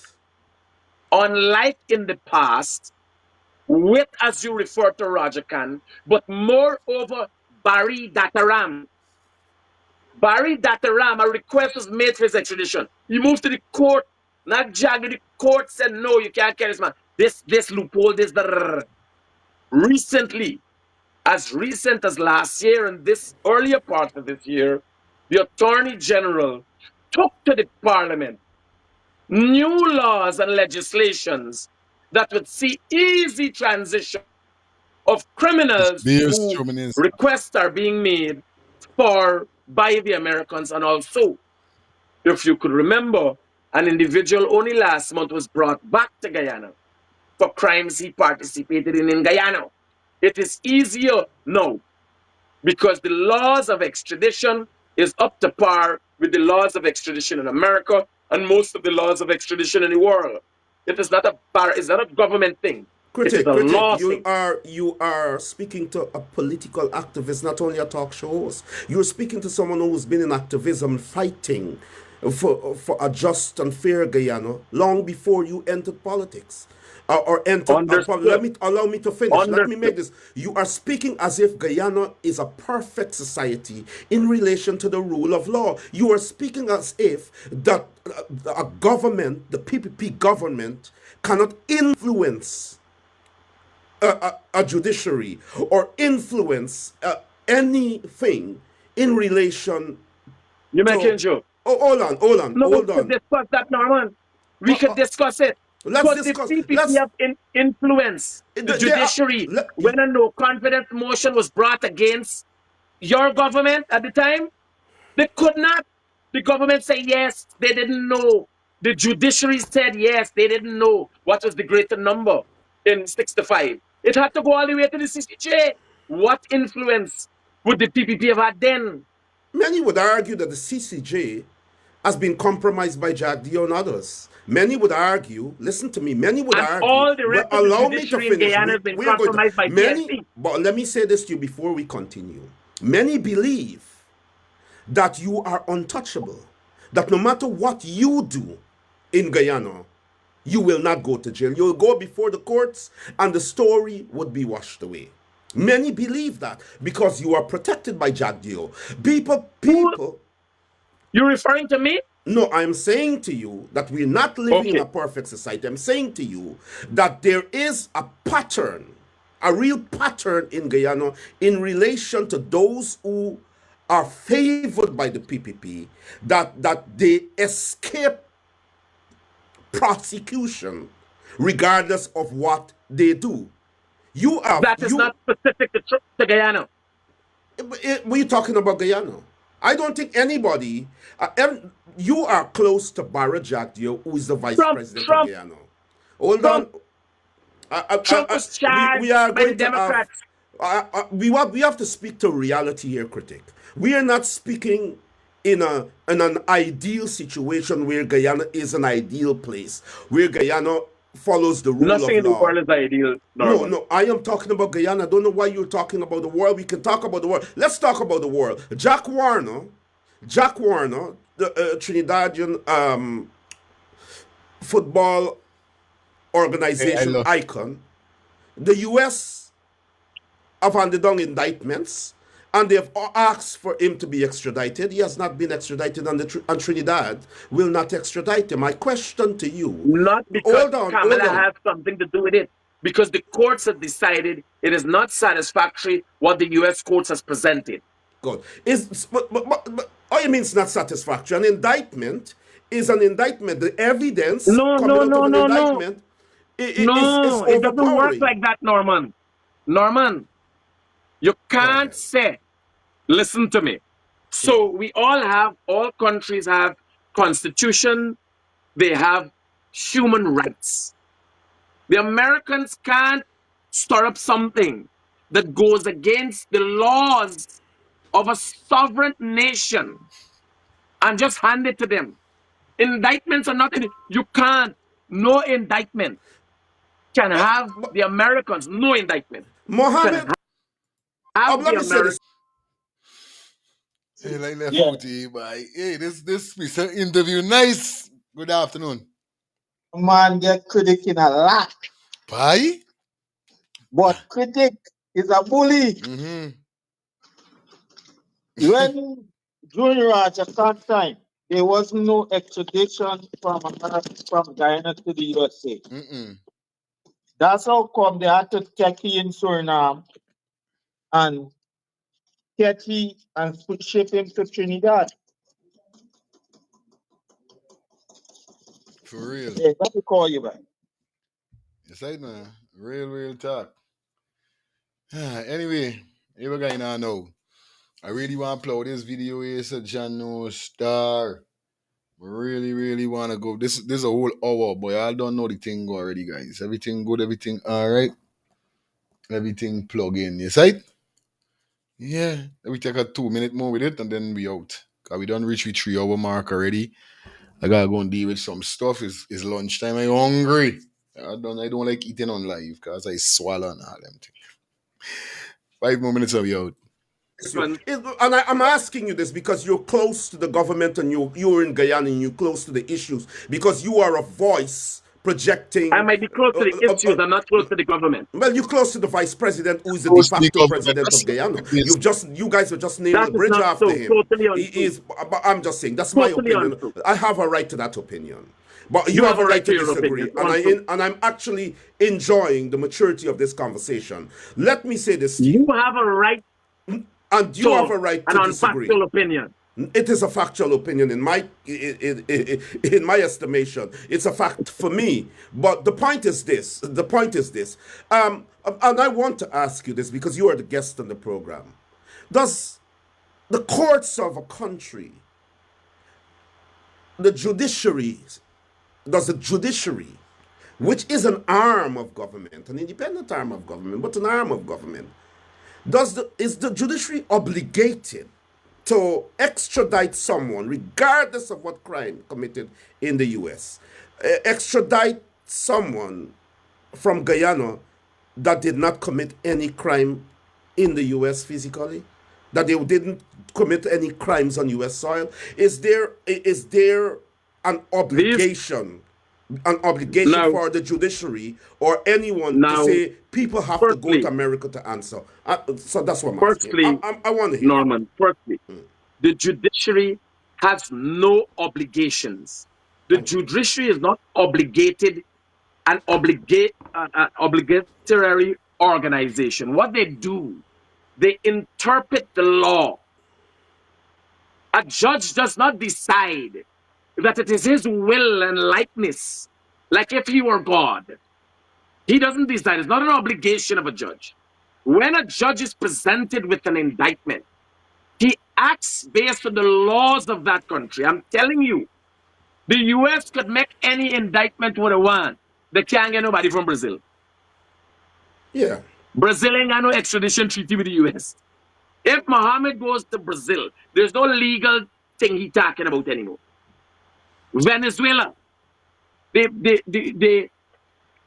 America could make indictments and request with blood samples and every video footage and give it to Maduro. There is no extradition laws with Venezuela and the U.S.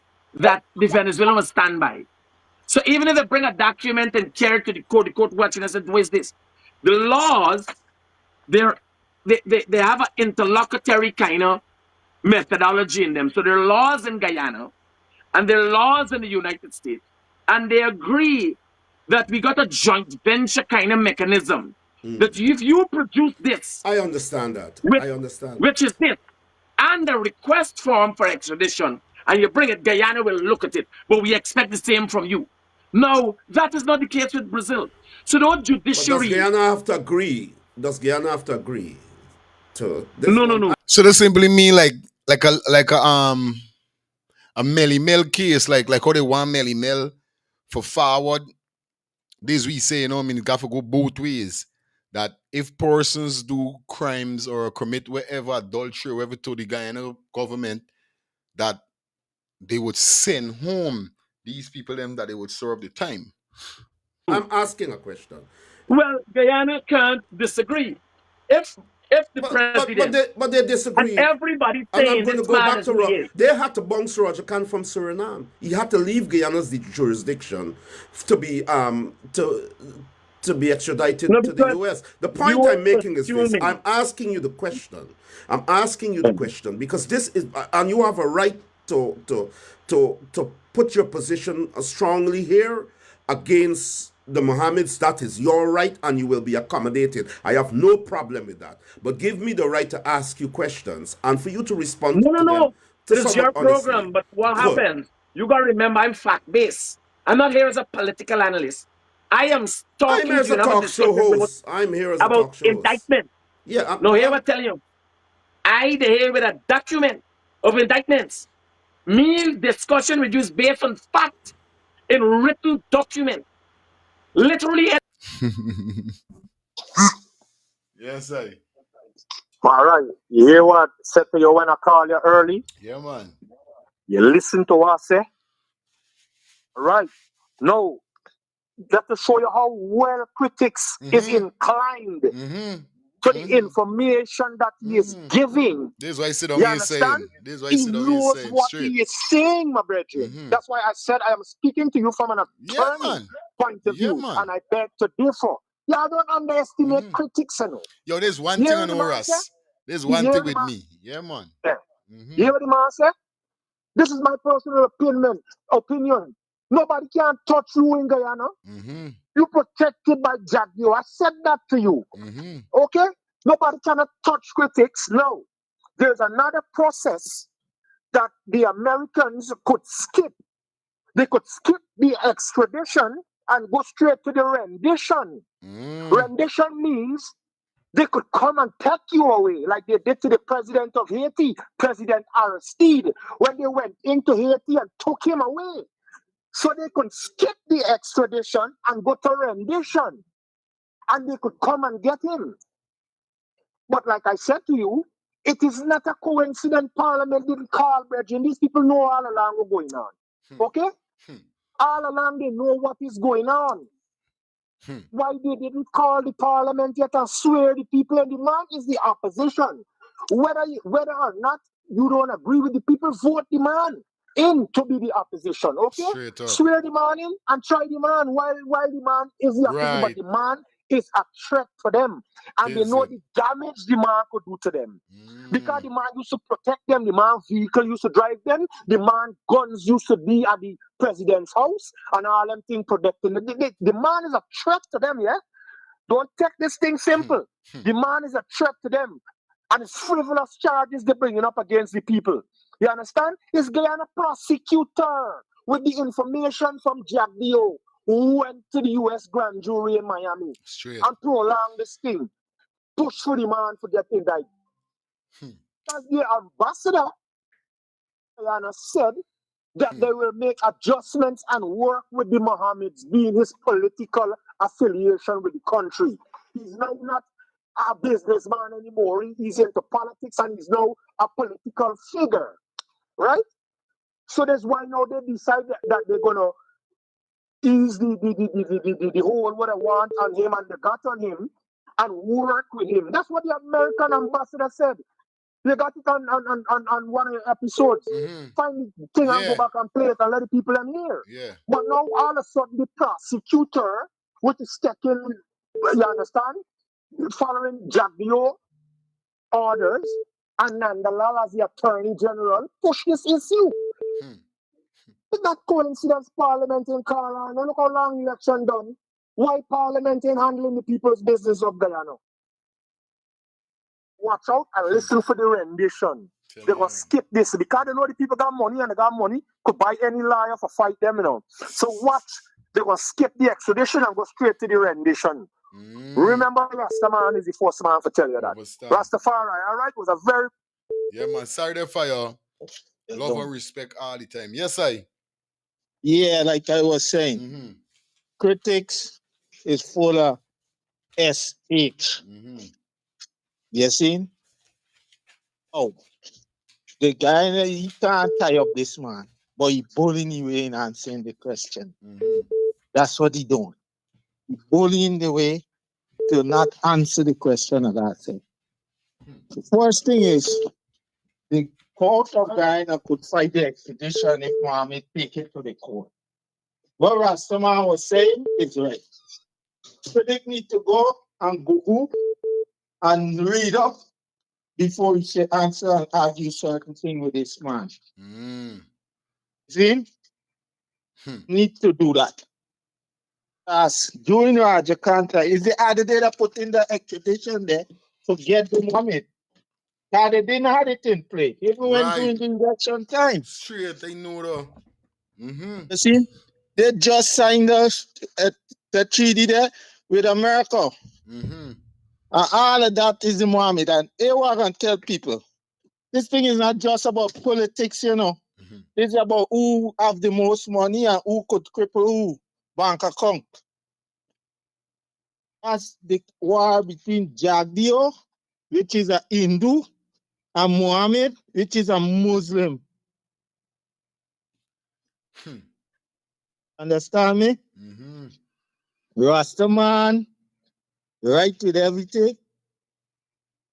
Takes up all the info from Jagdio. He didn't get the information after when he was with the Mohammed. I remember more Jagdio been with the father from day one. You see? So hopefully you know what you're doing. But this guy here, I like this interview, man. If you cut this interview, you gotta bring it back. Yeah, you know good. Have to bring this thing. This thing is spicy. This thing have pepper. All the pepper in it. Somebody gonna be left with their mouth burning. I'm telling you, Father. I did. All right, my brother. Hello, good afternoon. Hello. Hey, Fire, how you doing, brother? I'm enjoying that interview a minute ago there. Yes. And the brother is telling you the right thing. But I want people to go back into the memory lane. Guyana do not have justice. Politicians control the court. Think of it. From Burnham time all the way through to now, there is not a leader who cares for the people, but friends and family and a few supporters. You mean to tell me a country got close to 800,000 citizens? You will give 250,000 to be children, the rest are adult. Why land was not given to the people and a loan from the Guyana Cooperative Bank, as they call it, so they could have built their house instead of paying rent, pay back the loan. But it's ministers, friends, and family. And I want one thing to go clear. Let it be known to all corrupt politicians. Where is Saddam Hussein? He listened to America, they hang him. Where is the Shah of Iran? He died with cancer in Cairo, Egypt. And many more I will name, but America gets what America wants. Money talks and bullshit walk. Guyana don't have justice because we happens to be victim of the APNU government. But we are waiting, our hands are clean. Now look, I'm seeing a video the other day how an Amerindian kid was beaten by a police officer. Now, if those people support Mr. Maduro, you will blame them? Or Brazil? Will we blame them? No. Two major races. One is emancipated, now going back home. That's freedom. The other one arrived, last passport and visa. If they were in America speaking like that, Trump would already get them on the next plane to Guyana or India. Think of it. They got to stop the nonsense. We need a national front government. As the late Walter Rodney says, people's power, no dictator. And I want you to think of this before I go on for your audience.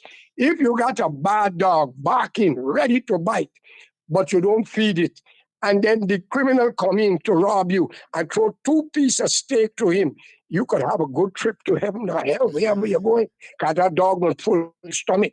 That's what happened to the people in Guyana. Okay? Keep them hungry and angry and give them a sandwich and just speak your language. Have a good day. All right, Uncle. Yeah, thanks, everybody, for checking in. This is probably going to pull the curtains down. Here we're going on. I will be back here tonight. Last night I didn't get to do nothing, but I promise you guys I will be doing a show tonight, but early. Let me say 7:30. 7:30. Early. It's going to be an early live, 7:30 to like 9:30. Quick and fast, an early live. Not nothing too late. 7:30. We're going to be back here, so, and we're going to finish off this interview here because, like I said, the interview nice. But you don't know it's lunchtime. Co-host just wake up. I got to go and get something fishy eat.